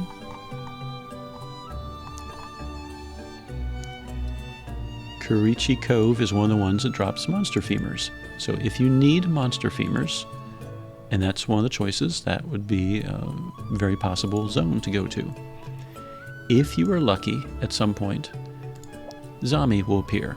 Again, it will not always appear. You might go multiple runs before it appears. And then sometimes it appears like twice in one zone. Completely random. If you go to Zami, I can't believe my luck, I hit Nagsham and Zami both on the same day. When you arrive in Zami, it's basically the same layout as Nagsham. There's a vendor outside, and there's a vendor inside. The big prizes here, if any vendor has power of pain or poison, followed by a weapon type. The guy outside randomly provides 4 Grasta, so I happen to have the option to buy a power of pain or power of poison lance. And then 3 things that they have their uses, debuff resistances, but I don't use them that often. There's like maybe 1 or 2 super boss fights I can think of where these are helpful, but if you are given a choice, just stock up on the power of poisons, power of pains, whenever those appear. And here on the wiki, there's a pain and poison for everyone. right here. Power of Pain staff, Power of Pain hammers, all these. You can buy them from zombie merchants. It is possible when you finish the instance, you just simply get one as a reward, which is great. And if you open up future Guerrilla Another Dungeon, they also drop from there. So this is not the only source for them. You want to get a nice, healthy collection of these. Just having a single Power of Pain sword is not enough. You usually want at least 3. So, for example, in this party, I can't show you, but Verdanta is a sword user. She would be insanely powerful if you had 3 Power of Pain sword Grasta. So running this dungeon once or twice is not going to be enough. So a good way to kind of spend some time in here is to buy out the woman in the inn. Now she sells... I have them highlighted.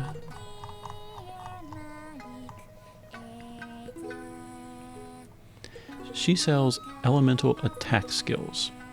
You can get like the fire magic skill for staff users, the flare slash skill for sword, katana, and axe users. For pierce users, they have a fire element. For blunt users, they have a fire one. Then they have stuff for water, stuff for earth, stuff for wind. Personally, I don't know if I've ever used any of these, so I'm not really sure how important it is to really buy them out. But when you, just like President Guerrilla Another Dungeon, you're going to spend like a month, 5 weeks, 6 weeks collecting monster femurs and using them to buy this person out. Once you have bought her out and you get this message that I'm seeing, you've probably spent enough time in this zone that you could probably safely move on, and you'll have all the pain and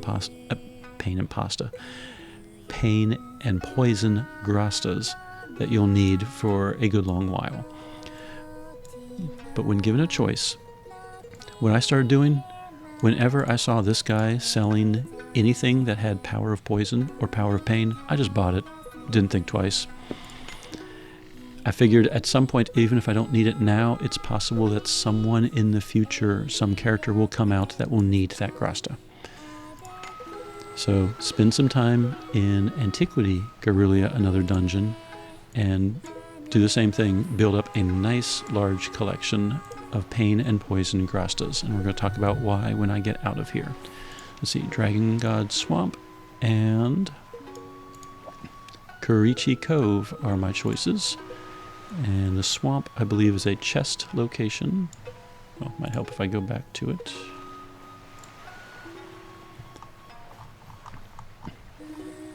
Yep, Dragon God Swamp offers chests.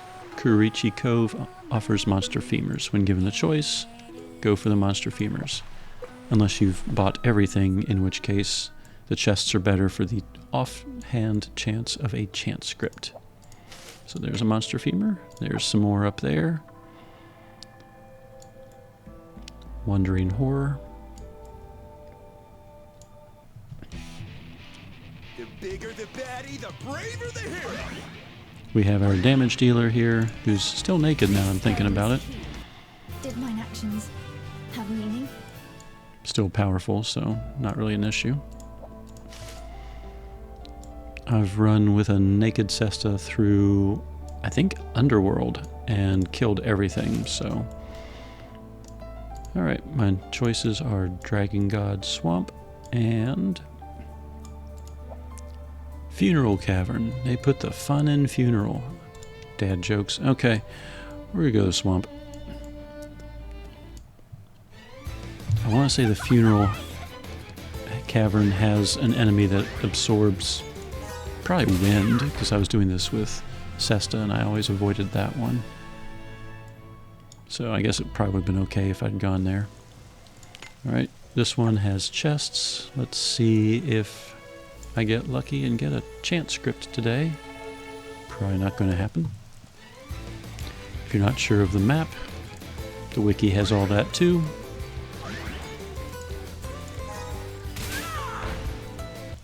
A well-fought battle.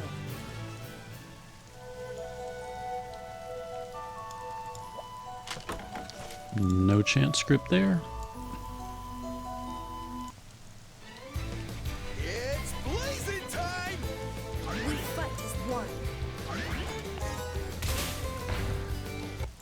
did mine actions have meaning?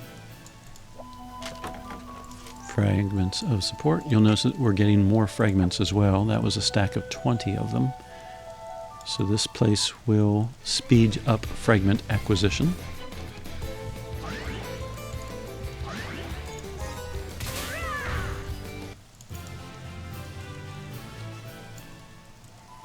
See, there's a chest over here. Oh, I thought there was. Guess not. Guess I could look at the map. Oh, it's by the other one. And then one in the corner, it looks like. Life is not ours to keep. Heroes never die. We'll go to the one in the corner first. Oh, so close. Set your expectations low. So I do realize what I'm asking you to do. I'm asking you to spend literally a month in Present Garulia Dungeon and then another month in Antiquity. That's a long time to be farming, but you are setting yourself up for success for years to come with the Grasta that you're going to collect in these two zones.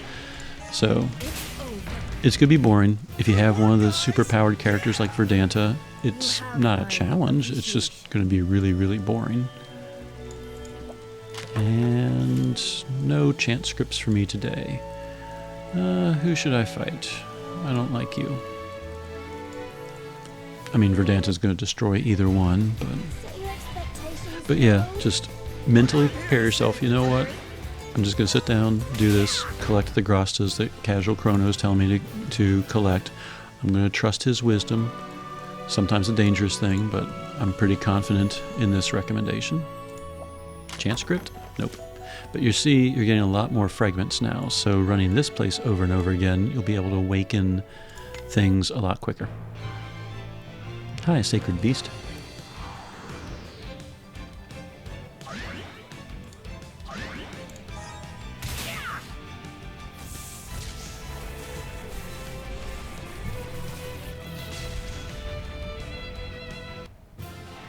And if you got 360 light or shadow points on your team, you're going to get 5 rewards, and with luck, Garu might get a shadow point. So let's see what we got today. Oh yeah, it's a new week. More gems. Oh yeah, gold drops a lot more frequently here, so that activation cost, 100,000, 300,000, gold lumps will start taking care of your financial needs. Aw, no shadow point. The bottom line right now, if you've been following my general guidelines, and these are just suggestions, you do what you want, play the game how you want. But if you're following my suggestions, you've been running Antiquity, Garulia, another dungeon over and over and over again, you should have a nice collection of Power of Pains and Power of Poisons, which we'll talk about in a second. In addition, if you go to the Grasta page, open up the attack section, and you can start reading all of the many options available. You actually have one more source of Grasta that I did not have when I was working my way through the game. There's Enhance if Max HP. We talked about getting some from Present Garulia's dungeon and exchanging it through Cat Emas. At this point in the game, you might be able to get 2 of each one. You'll see over here, Astral Archive, Book of Sorcery Soldier. If you have access to this book, which is accessible after completing main story chapter 52, so pretty much everyone should have access, especially if you're doing Antiquity Dungeon, that's chapter 66. But you'll notice, one of the requirements, defeat a starving bear anywhere, and do it in 3 turns. If you do that, Enhance if Max HP staff is yours. And going back here, you'll see that there's one Enhance if Max HP weapon type found in many of the early books. And most of them just require you to be in the main story chapters 50s or 60s. So at this point of the walkthrough, I guess you could say, you could have 2 Enhance if Max HP staffs or swords or katanas or whatever. They do stack. So your little buddy in the back row holding Grasta, your reserve character, let's go to our example. You could have 2 enhance if max HP lances.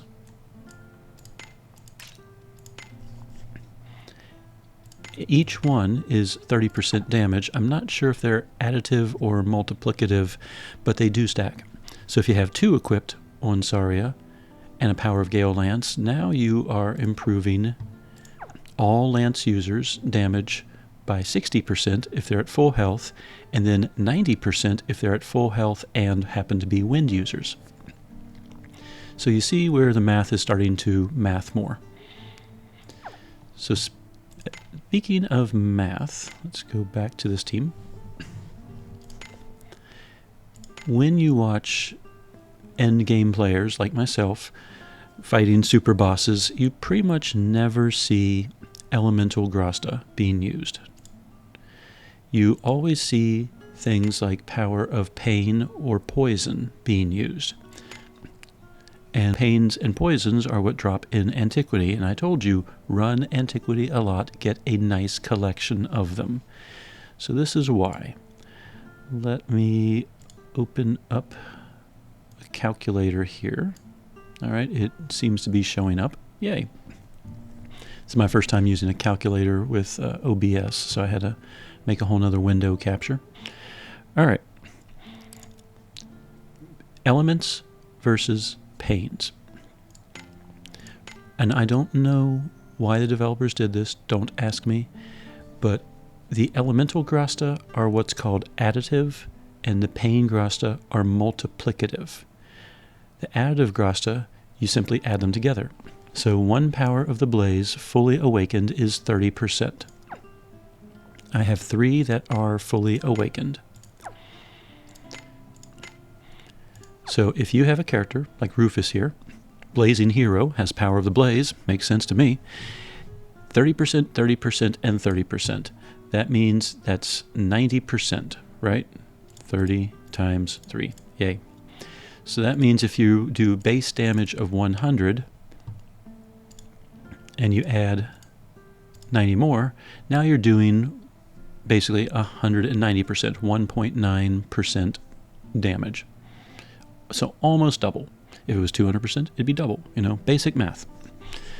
So if you have 3 elemental Grasta, you are doing just shy of double damage. Pains and poisons are multiplicative. You do not add them together. Let me double check and make sure the calculator is still up. Looks like it. We'll see how this works. Let me open up the calculator. There we go. So if you equip someone with Power of Pain, first, you have to have the enemy with pain. If the enemy doesn't have pain, then these Grastas don't kick in, and you're not doing any extra damage. So that's why it's always important that you have a pain setter if you have Pain Grasta equipped, or a poison setter if you have Poison Grasta equipped. So going to our calculator. Let's say Verdanta's base damage is 100. 30% of 100 is 30, right? So you add that to the original 100. So 1 single Grasta, and you're doing 1.3 times as much damage. Pretty much same as elemental. This is where the multiplicative comes in. You have a second Power of Pain. Instead of multiplying it to 100, you're now multiplying it to 130. So times another 30%. We have 39 more points of damage, add it to the original 130. Instead of 160%, now it's 169%. So it's more than just 2 elementals. We'll throw in a third Power of Pain. Multiply 169 times 30%. Add that to the original 169. Move the decimal point over 2, because it's percents. And we are doing more than double damage. So 3 elemental Grastas was 190. 3 Power of Pains is 219. You're doing double damage and then some, 219%. So that's why everyone is using Power of Pains or Power of Poisons. It is multiplicative, so you're basically, whatever value you get from adding one gets factored into the second one, and then the new value from those two is being factored into the third one. With Elemental Grastas, it's just additive. 30 plus 30 plus 30. One is not feeding the other. So 3 Power of Pains, or 3 Power of Poisons, or, are we on sword? We are on sword. You can technically mix and match. If you have 2 pains and 1 poison, then you'll still get more than double damage, this 219% extra damage, but the catch is the enemy has to have both pain and poison on them. If the enemy only has pain, then only 2 of the Grastas are active, and that would be your 169% extra damage, 1.69. That's kind of why, well, not kind of why, that is exactly why everyone uses Pains instead of Elemental Grastas. And that's just base Power of Pains that I was using. These 3 Grasta can be upgraded further, whereas these we've already put on dominant ores. We can't add a second ore. So these Pains can become even stronger, whereas these were already maxing out their strength. Kind of sort of makes sense. I know that's some math. I know it's kind of early in the morning for math.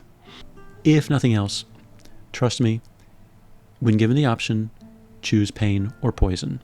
If you run Antiquity, Garrulea, Another Dungeon a lot, you happen to get 3 Grasta types, you don't have to even fully awaken them. Just get them to the light blue status, and you will be doing a lot more damage. We're going to go back to our little test team. I'm kind of liking that I did not plan this ahead of time. I just did it on a whim, and it actually, I kind of like showing how this team is getting stronger and stronger and stronger just through Grasta. So first of all, we're going to leave on both Enhance if Max HP Lances. At this point in the game, if you've reached Antiquity, Garrulea, Another Dungeon, and done the Chapter 50s, you should have access to 2 of these now, and because of present Garrulea Dungeon, you have access to Power of Gale. We are going to ditch the Power of Gusts and the Power of Gales, the elemental damage.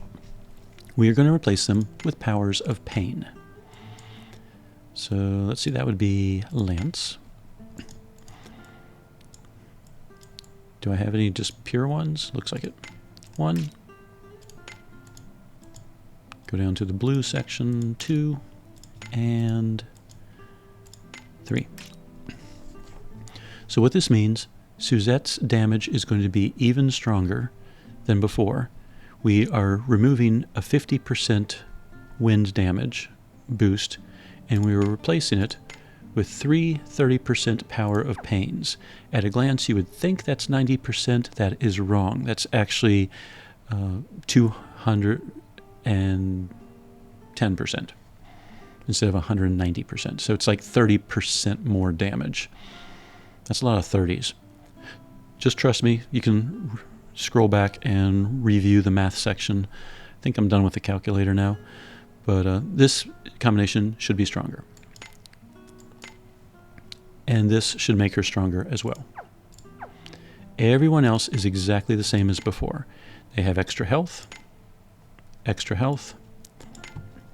pain, extra health, and 3 shareable Grasta. Which, remember, in order to share Grasta, you have to have opened up the ore section. That is Chapter 70. So if you are not Chapter 70, you do not have this shareable Enhance if Max HP yet. So rush over to 70. All right, Suzette.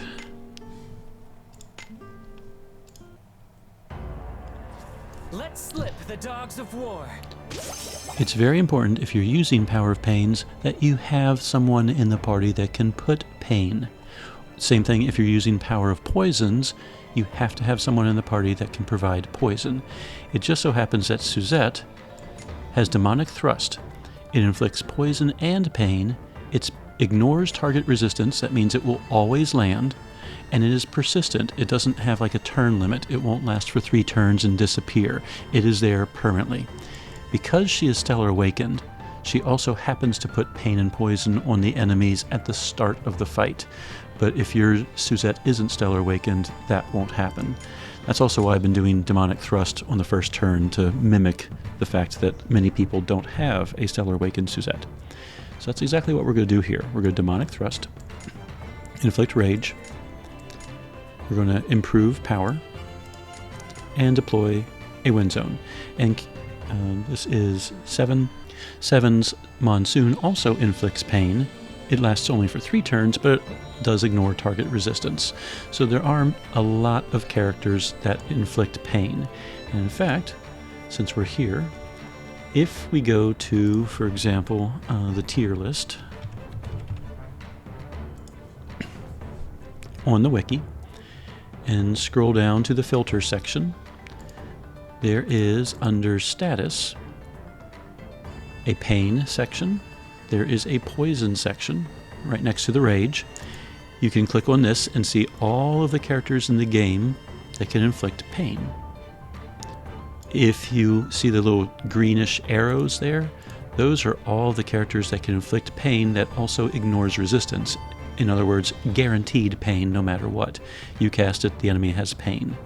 And there's still a whole bunch of characters that do that. Same with the poisons. The difference, just for your own knowledge, poison is intellect based, pain is power based. If you have a character, like in this case we have Suzette, she will inflict poison and pain. The pain damage on the enemy at the end of the turn, the pain damage is based on Suzette's power. The poison damage is based on Suzette's intellect. Suzette's power is definitely way higher than her intellect, so when it takes damage, the pain will be doing more damage at the end of the turn. That said, it doesn't really matter if you have pain or poison and what their intellect or anything is. The Grasta does not care whether it's pain or poison, it just has to match. She has 3 pain Grasta on, so pain has to be on the enemy. It's kind of a bonus that there's some poison on. So that is how you can check and see who to pair your characters with. If you want someone with guaranteed pain, one of these characters has to be in your party. If you're not using Pain Grasta, then it doesn't matter if these characters are in or not. But your DPS, all the way till endgame, is using Pain Grasta. So, I've been talking long enough. Let's beat up Suzette. So we have our skills. Attack. I'm sure if you scroll back, you'll notice that she's doing more damage with her Demonic Thrust, too. The ancient despair. You're more than welcome to compare the original team with no Grasta to what she's doing now. Alright, we're going to reduce power. She's going to start her Dragon Assault, Steadfast Melody, and Dust Devil. She is at full health at the start of the fight, and you'll notice that she nearly took out the 2 ads in one hit. 7 is keeping her at full health, meaning that 2 of Saria's, was that her name? I don't even know all the names of all the sisters.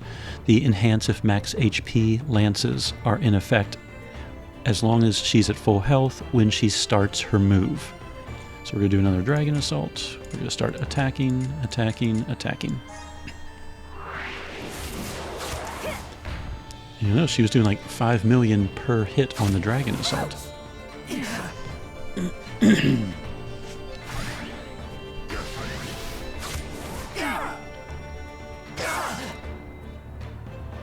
So every time we upgrade the Grasta, this fight gets a little easier every time. We are on turn number 4. We need Rage again. We'll go ahead and reduce the enemy's power again. We will rebuff Steadfast Melody and Dust Devil. Don't push yourself. Not bad. Behold, the ancient despair.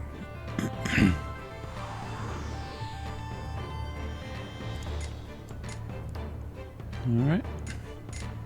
We can go ahead and reduce enemy power more. She'll start her Dragon Assault, which remember, she's used it a few times. It does improve wind type attack and stacks.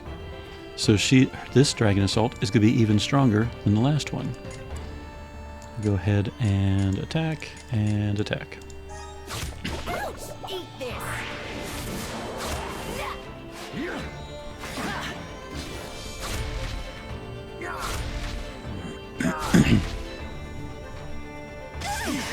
Alright, her ads are almost defeated. Remember way back when we were doing this fight to begin with, I was watching the mana and I'm like, oh, we're starting to run low on mana, and I had to blow the AF gauge. Now I don't have to. I know for a fact, look at that damage that's been already taken. I know if I cast Dragon Assault once, it's going to wipe out all of those ads. Guaranteed. And I will definitely hit her next HP stopper. So I don't feel the need to blow the AF gauge anymore. I'm just going to go ahead and attack with everyone again. Looks like I already hit the HP stopper. Which means Suzette has not yet gone. Now actually this is a good teachable moment. You notice how she did a tremendous amount of damage to the main Suzette, but the others barely have any damage. Why don't they? They don't have pain. The main Suzette does. So Dragon Assault did a lot of damage to the center enemy, but very little damage to the rest because we need to add pain. Now here, remember how the first time we did, I think it was 12 turns, the second time took 10, the third time took 9? We are on turn number 7. I could Demonic Thrust and get pain on everything, but the goal of the battle is to win. And look at that little bit of health left. Pain is on the enemy. One Dragon Assault is going to kill the main enemy. So we're just going to go ahead and do that. I'll go ahead and inflict rage anyway, just in case, because you never know. You don't want the enemies to accidentally attack and KO Suzette. But I can tell you it's not going to matter. So we'll restore health. He can just do whatever. We don't care. I can safely say this battle has been won. Suzette's at full health. Look at that. You're too weak. That was too 8 turns, no AF needed. The battle is getting easier and easier. What did we change from the last time to this time? 2 concepts. We removed the Elemental Grasta and put in Pain Grasta. And we added a second Enhance if max HP Lance. That's all we did. Everything else is the same. And you saw we shaved off 2 more turns. We did not need to use the AF gauge at all. It got faster, Suzette got stronger, and the whole fight got easier. And we still haven't even approached all the specialized Grasta that we're still going to talk about.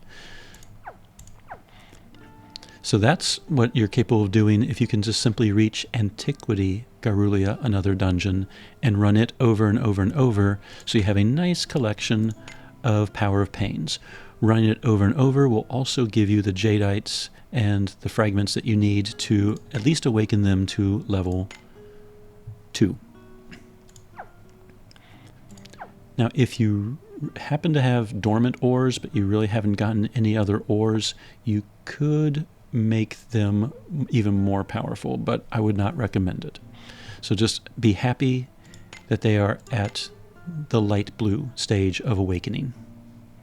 Next up in our Grasta video, let's take a look at this slot down here, Special Grasta. Special Grasta are often unique Grasta to that character. Suzette, for example, is a Dragoon, so she can equip the Dragoon Proof. How do we get that? What is it?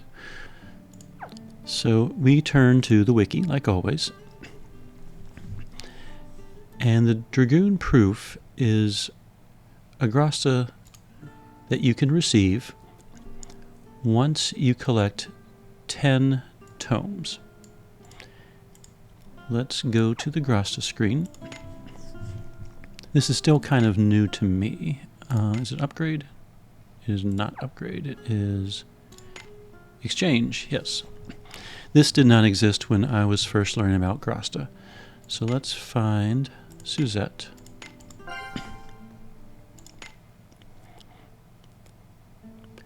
You'll notice on this screen, Dragoon Proof, the very first one, requires you to collect 10 Dragoon tomes. I have 8 at the moment, but I've also traded some in. I have like 3 Dragoon Proofs lying around. So where do I get Dragoon tomes? Well, the wiki fortunately tells you that. Dragoon tomes drop from another dungeons. Iscariot, very hard. Sapien Complex, Midnight, very hard. And Xeno Domain, very hard. So you choose one of those, you run it over and over and over again. Let's choose Xeno Domain. So Xeno Domain. If I get 120 light in my team, I can run it over and over and over again. At the bottom of the wiki, it will say, these are all of the tomes that drop from that specific dungeon. Dragoon Tome is one, but things like Izuka's, Jill Funnies, Oberos, Yakumo's, like there are others that drop as well. So if you are trying to collect the personal Grasta for any of these characters, you will probably be spending some time in the Xeno Domain. Now the light points are not required, but if you want to speed it up, you want to try and get all 3 rewards at the end. It is possible for a dungeon to drop more than 1 tome at once, so it's possible you could get 3 Dragoon tomes in a single run. It doesn't really ever happen that often, but yes, it's possible. So run Xeno Domain over and over and over again, and then you get your 10 Dragoon tomes. Let's see, do I have any characters that have... I do. And this is basically what you do with the extra memoirs. Like once you've awakened, like I have Suzette Another Style awakened. So I used 5 treatises to side grader. What do I do with all those other treatises? This is what you use them for. You get them their personal Grasta. And you can just go to the exchange screen. I think you can do it all through here now. I don't know if I have anyone that... Yeah, I could do a Dragon Bearer Psalm. You just click Dragon Bearer Proof, click Exchange. It tells you you're exchanging 10 psalms for 1 proof. You say yes, and now you have an extra proof. Then, of course, you have to click on Bind, and then you have the wonderful task of finding your proof, which if you're just starting out is not hard to do. But for someone that's been playing a very long time, where in the world did that proof go? I have no idea. And it's not alphabetical, it's not anything.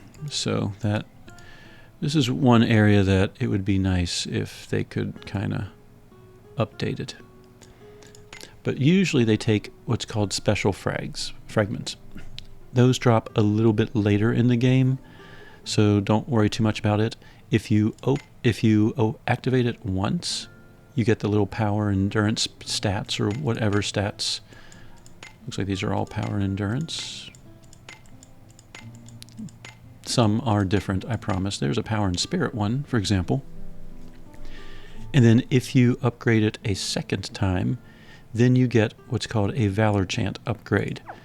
So you know when you are in the back row and you leap to the front row during a fight, you do a little Valor Chant like, yay, I'm here, everyone do awesome, and then everyone gets like a power boost.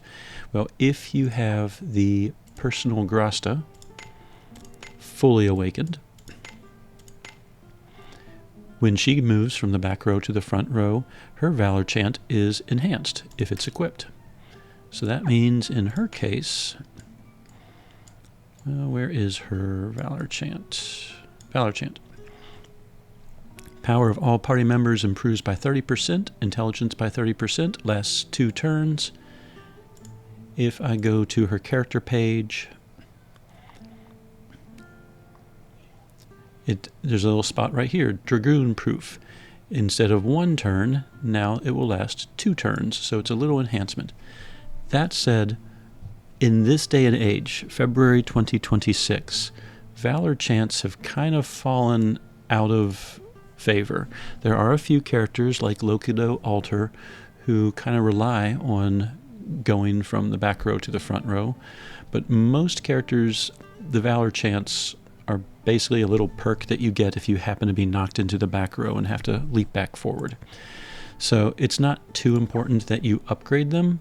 However, in Suzette's case, it does mean she gets an extra 5 power. So that means she is a little bit stronger. So don't kill yourself trying to get the Dragoon proofs like awakened or anything, but just getting the first one. If you don't have anywhere else to run for dungeons, pick your DPS character, find out where their proof is, where it drops from, which again you can just do by clicking on it on their character page. Find out which dungeons drop it, and spend some time in that dungeon. Collect 10, and you give yourself an extra 5 power points. And in some cases, extra health or whatever. Later down the road, and I don't know at what point they start dropping, there are Fated Star fragments that can be turned into Fated Star proofs. They are very much superior. They give 5 to all stats, not just 2 of them, and they give 300 health, and they give 25 MP. So I could equip the character with the Fated Star proof and all the stats go up. You'll notice when I highlight it, see all the green over here? So magic attack, magic defense, we don't care about magic attack. Hit points, MP, much, much better than the Dragoon proof. But I'm not quite sure when Fated Star fragments start to drop. I know they're in the Hollow chapters, like the chapter 90s and up. I don't know if they drop in Underworld or Future Guerrilla or any of those. I guess you could look it up on the wiki. In fact, let's go ahead and do that. Fated... Aha, there it was. Fated Star fragment. Let's see, another dungeon completion rewards. Does that mean any another dungeon? Yeah, it kind of looks like it. I see Rift Breaker, I see... Yeah. Okay, I guess it's a random drop anywhere. I just really wasn't paying attention too much.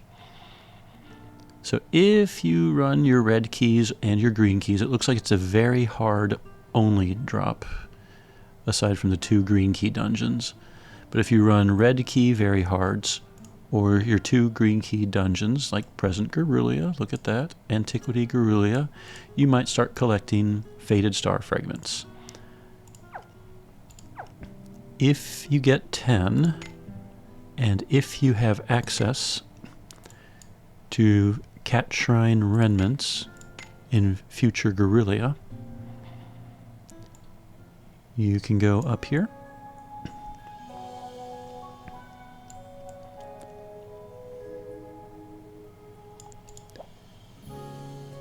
And one of them is Fated Star Proof Exchange.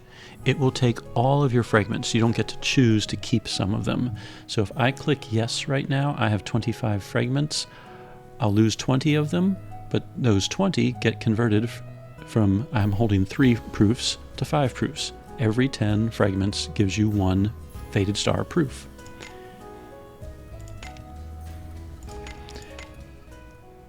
So Suzette is going to be a lot more powerful if we give her a Fated Star proof. Gives her more health, gives her a little bit more on the defenses, and a little bit faster speed.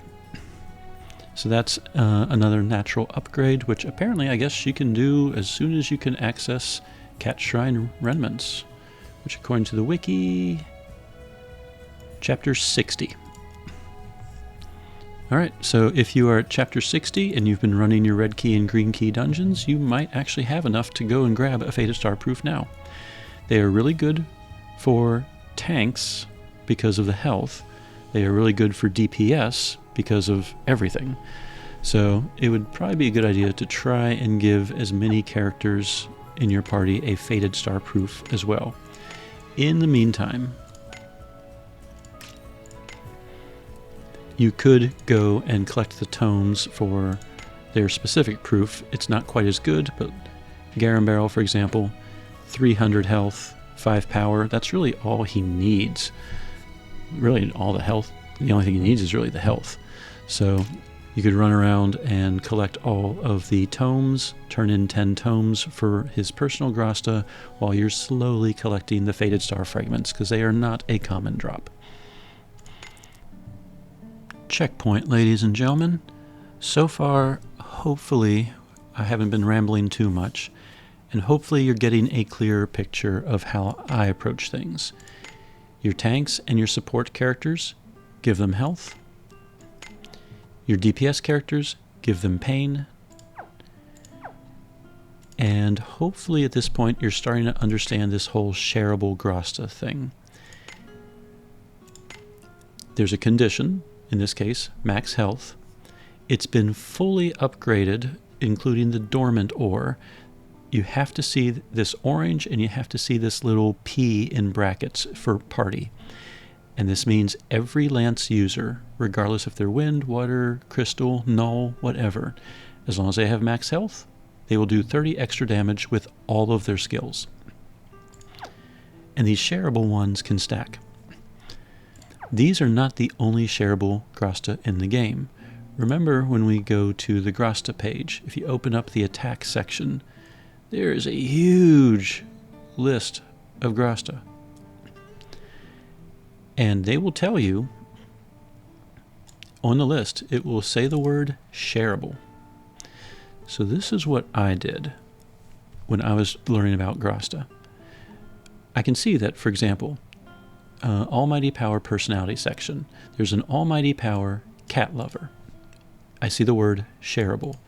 What that means is every person that is a cat lover, if I get this Grasta, and I upgrade it all the way, dormant ore, make it orange and everything, every single cat lover's attacks will improve by 25%. Technically type attacks, not null attacks. So, what does this mean? These are attack Grasta. You want to support your damage dealer. In this party, Suzette is the damage dealer. If I click on her page,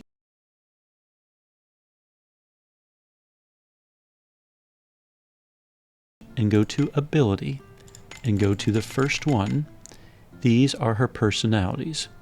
I can see that she is a Sweet Tooth, Lance, Gourmet, Lost Laboratory, and Wind. There are 5 personalities. We've seen Wind and Lance, and there are additional Wind and Lance Grastas out there. Those make sense. But what's this Sweet Tooth, Gourmet, Lost Lab? What's going on there? Well, we go back to the wiki. We look at this section. Is there a Sweet Tooth Almighty Power? Yes, there is. It improves type attacks by 25%. Where do I get it? Charol Plains, Cat Road. What? What in the world is this place? If I click on it, this path is opened up by playing as Varu and finding the secret entrance located to the northeast of Sarupa. What? Okay.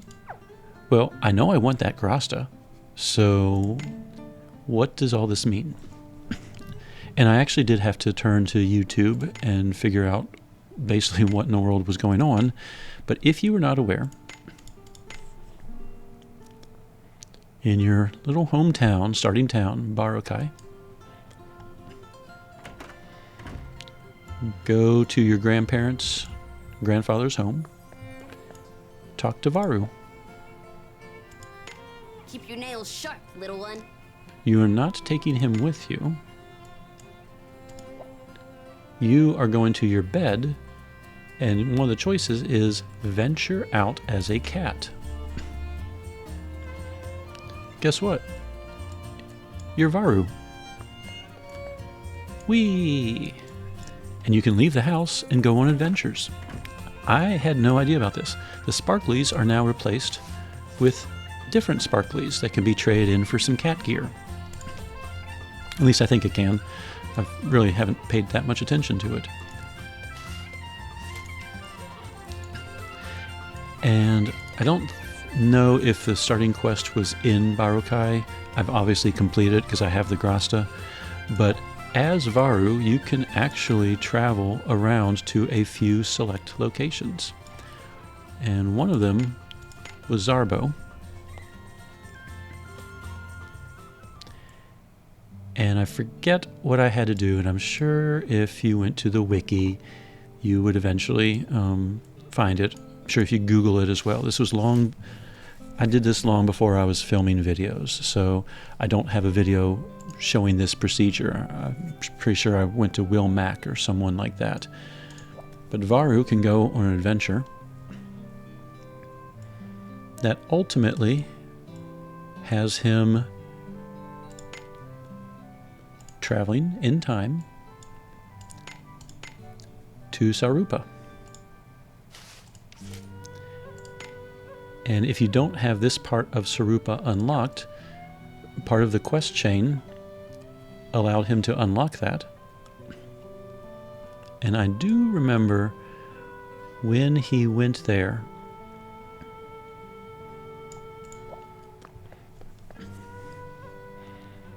he had to help out these people. And you'll see that there's one kind of reddish horror flying around and some other lesser enemies wandering around. Welcome to the Charol Plains Cat Road. This guy, this guy has a whole bunch of shareable Grasta. Once you've completed your quest as Varu, and whatever it is you had to do, and there might be more quests, I'm not sure if I've actually completed it. I get so distracted by playing the game as Aldo that I just, my time is limited and I focus on the things I want to do. So there's my party. Go back to your bedroom. I thought I clicked on it. Okay. If you want to pause your cat adventures, you can. You get healed up in the process and you're back to normal. But now, if you go to Sarupa on the map, if you've opened up that road as Varu, then you can roam around with the rest of your party.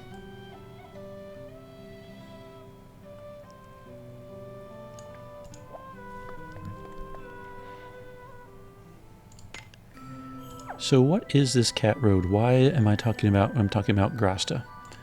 Well, Almighty Power Beast, Almighty Power Cat Lover, Almighty Power Eastern, Glasses, IDA School, Mask, Sweet Tooth, and then Power of Curses and Wisdom of Curses. All of those are gotten right here from this guy. Once you complete the quest, you can attack these guys.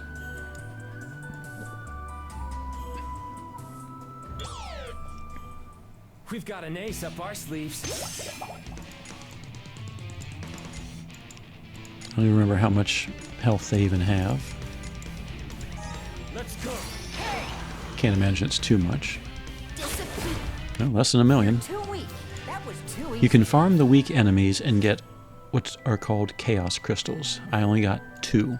It takes 50 to buy 1 Grasta. Well, guess what? This red flying thing? We've got an ace up our sleeves. It's actually a super boss. It's one of the weaker ones. I think tier 4, called Regen Worm.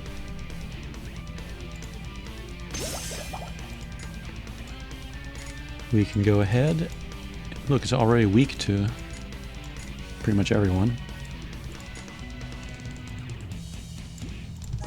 I'll destroy you. One single hit from Suzette, and we're in phase 2 of the fight. Regen Worm sucks you in. It has a core that you cannot damage, and it has 3 little adds that you have to destroy. When you destroy an add, it does damage to the core. I think you have to kill 6 of them. So we will go ahead and attack, buff up the party, and get a win zone going. They don't have much health. If you have any of the super overpowered people, you're not going to have a problem fighting the Regen Worm. You can see right now with this team, with, you know, even just the small amount of Grasta we do have, we're not having any trouble. All right, so he should summon 3 more. And you can see Regenworm is already mostly defeated, so we'll just attack.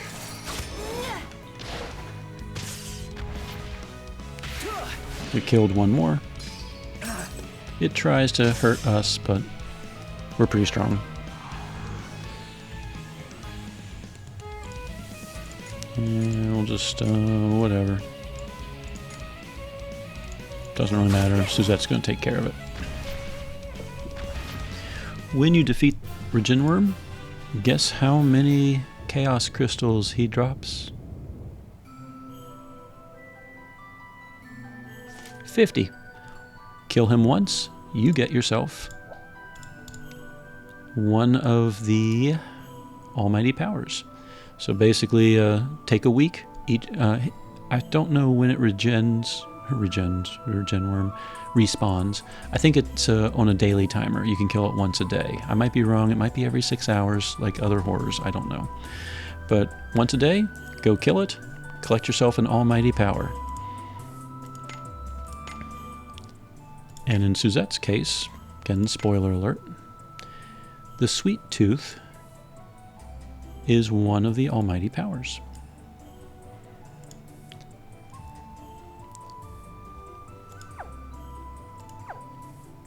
So now, how do we make use of that? First, like all the Shareable Grasta, you have to bind it, awaken it, and dormant ore it. So, let me see if I have any. It's a lot of these. Let's see. So yeah, you would find Almighty Power Sweet Tooth wherever it is.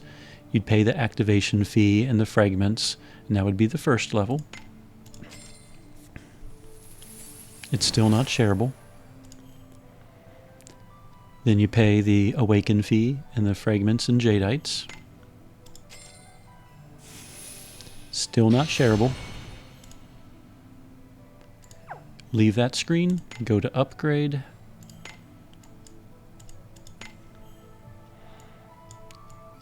Find your Almighty Power Sweet Tooth or whatever Almighty Power you're trying to awaken.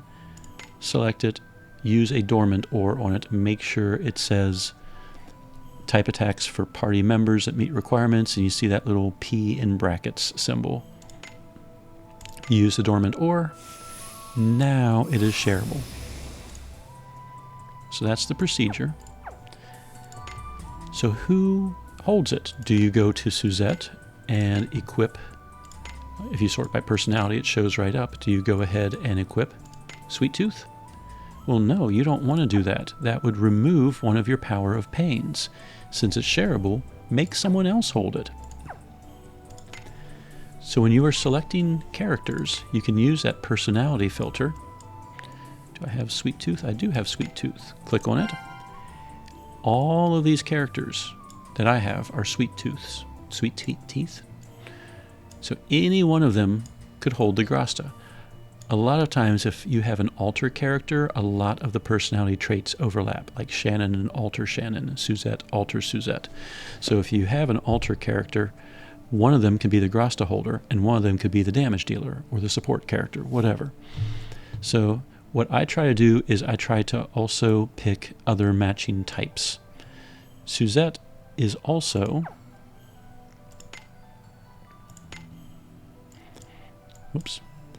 not only is she a Sweet Tooth, she is a Gourmet and a Lost Lab.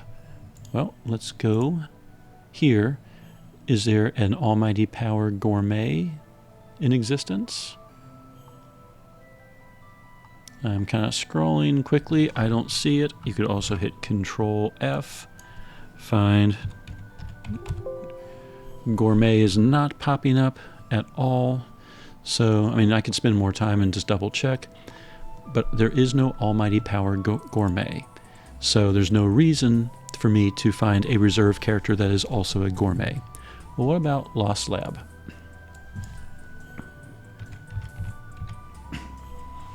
All right, I did Control Find. There's 3 entries. I see Power of Mind. Improves critical rate, but it does not say shareable. So next. Aha, Lost Lab shareable, enhance if max HP. So if I have characters that share Lost Lab traits and they're at max health, their damage goes up. Well, where do I get this? Sapient Illusions Shop Exchange. If you're just starting off in the game, you do not have access to that. That is a little bit further along. It's not saying which chapter you have to unlock, but it is another dungeon. There is a shop exchange in there. And you'll notice there's a whole bunch of Grasta. There's Healing Power Lost Lab, Enhance if Max HP Lost Lab, Almighty Power Lost Lab, exchangeable. So maybe you think to yourself, oh, I need to spend some time in this another dungeon and run it and collect all the Grasta. That is exactly what you should do. Whenever a new dungeon comes out that has Grasta, I make it a priority, even if I don't need the Grasta right now, to run that dungeon and buy everything that I can.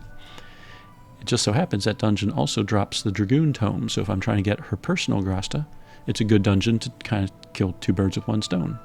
Or if you're collecting tomes for any of those other characters. Let's see. I think this is part of Curio's quest chain. Now I'm thinking about it. And I don't remember what the requirements to start his quest chain is. Actually, it's probably over here. Was that Logic and Scales? Let's see, you have to complete Main Story Chapter 25. You have to complete IDA School Part 1. Chapter 44 of the main story. Oh, more. You have to get through at least Chapter 75 of the main story. I don't remember if that shop opens up early or not, but at whatever point the dungeon is available to you, then you can start running the dungeon and go for that particular Grasta. So Sweet Tooth and Lost Lab are two personality traits that Suzette has that there are Grasta for. Well, guess what? Curio. Sweet Tooth, Lost Lab. He fits perfectly with her. So these HP Grastas, maybe I don't want to use them. Maybe I want to go and collect some personality traits. So we talked about Sweet Tooth, and we talked about Lost Lab. Now obviously that is also lowering his health, and if you remember at the start of the fight, when I was starting all this a long time ago, Curio was the one that kept getting closer and closer to being defeated. I think he was down to like 1,000 health in that very first fight. What other Grasta? There is also a Sound Body Lost Lab. Let's grab that one. That was also for sale in his carry. Alright. So Curio was kind of sort of in danger of being beat up. So I did make him weaker, but he is a support character. If your tank is doing their job, Garum, people are attacking Garum and not Curio, so it doesn't really matter if he doesn't have quite as much health.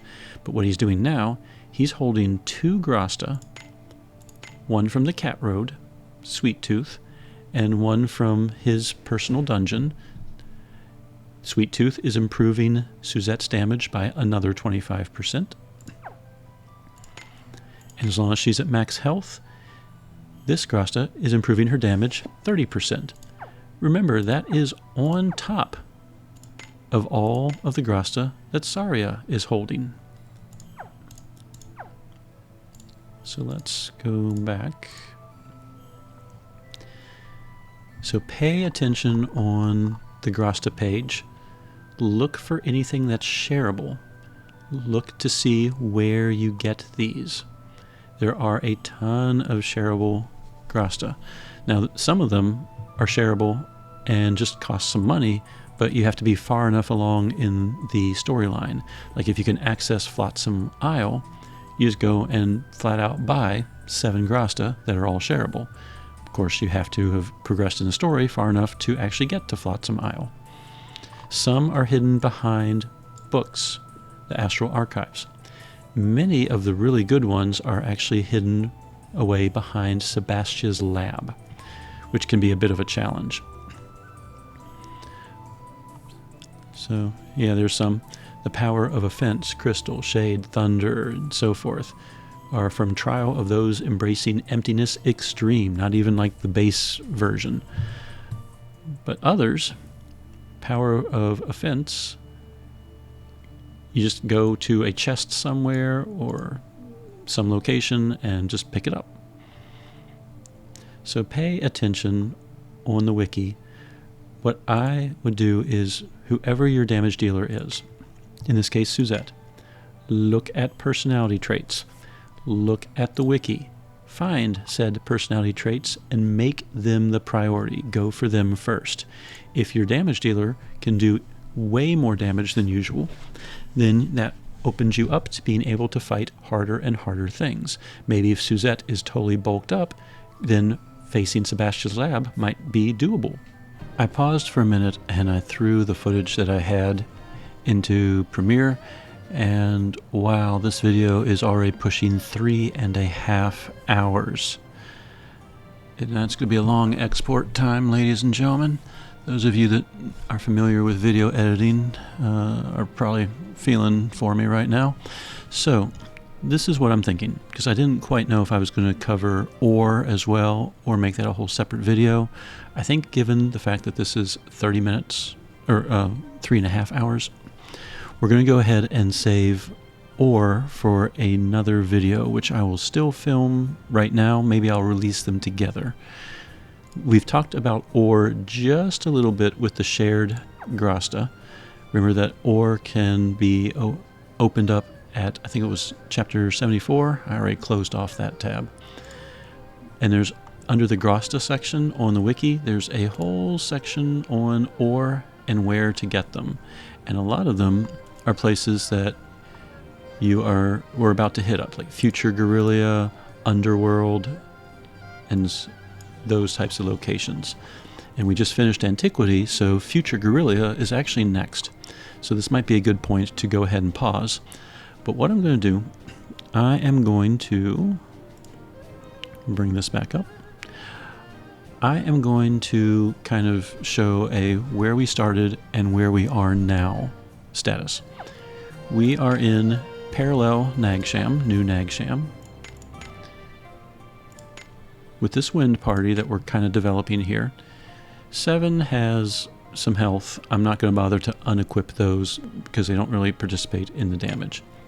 Curio, no Grasta. Suzette, no Grasta. Let me check Curio, okay. Should probably check 7 too, alright. And Garum, just the HP Grasta. Saria has nothing as well. So we are going to just keep it nice and simple. What we are going to do, we're going to hit, because we only have one turn, we're going to burst, we're going to cast the 3s, then the 2s, and then the 1s. And then we're going to equip Grasta based on what we know and understand so far, and redo it. Which, on that note, what is Suzette's number 3? Soul Shoot? Might as well. Who cares? Alright. No sidekicks. No Grasta. Aside from the health ones, which don't contribute to the damage.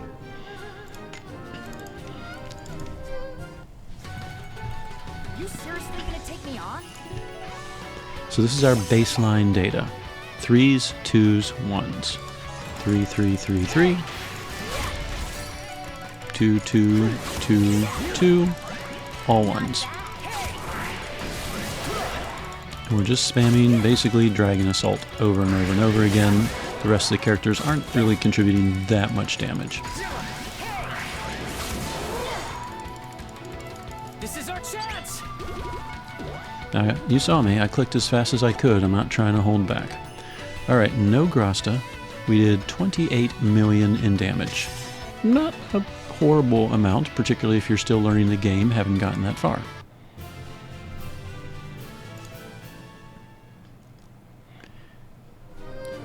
So at this point in time, we then consider the roles. Suzette is the main DPS. Always give the main DPS Power of Pains or Power of Poisons, whichever one is easiest to set. In her case, it doesn't matter, she sets both. So, Pain,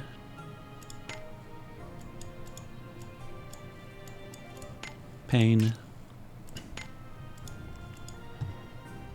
and Pain. Curio and Soria are going to hold shared Grasta. And it doesn't really matter who holds what. He is a Sweet Tooth, so that one has to be it. He is Lost Lab.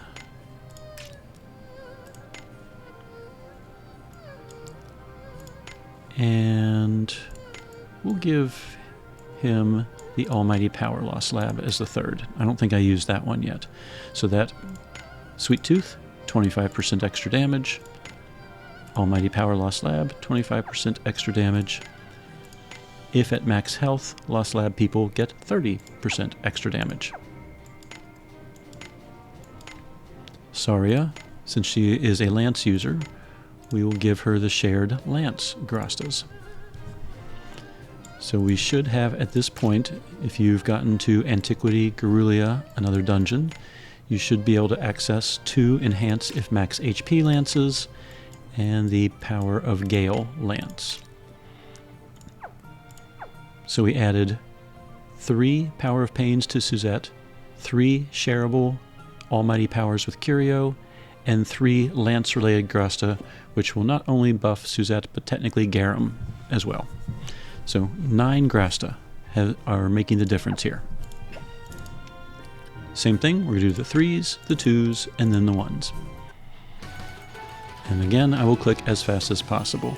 I was around, 178% combo rate, so I should end up around the same level. So 3, 3, 3, 3, 2, 2, 2, 2, and then all 1s. 3, 3, 3, 3, 2, 2, 2, 2, all 1s. Yeah, thanks.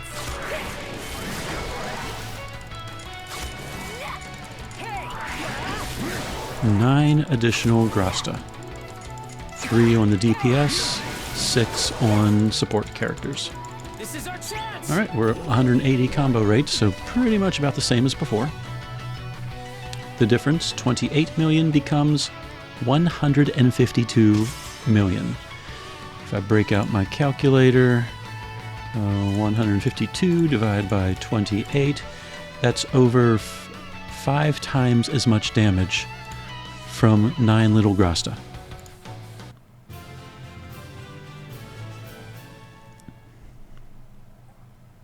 That's a huge difference. And remember, we haven't even gotten to upgrading with ores, which is going to make Suzette way more powerful.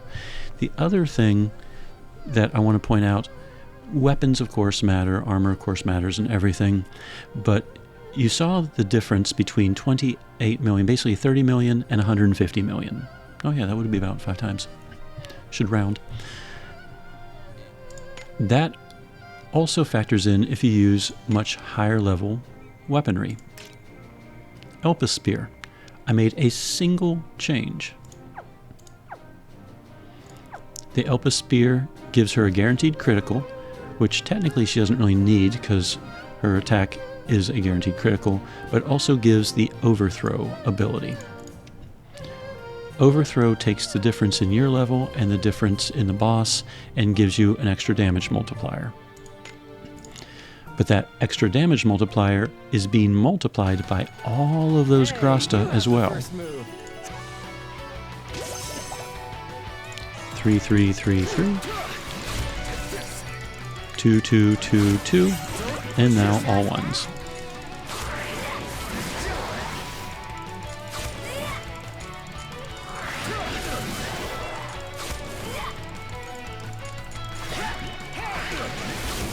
There's the 178 we ended at. This is our chance! Oh, 180. So, exact same number of moves, in fact.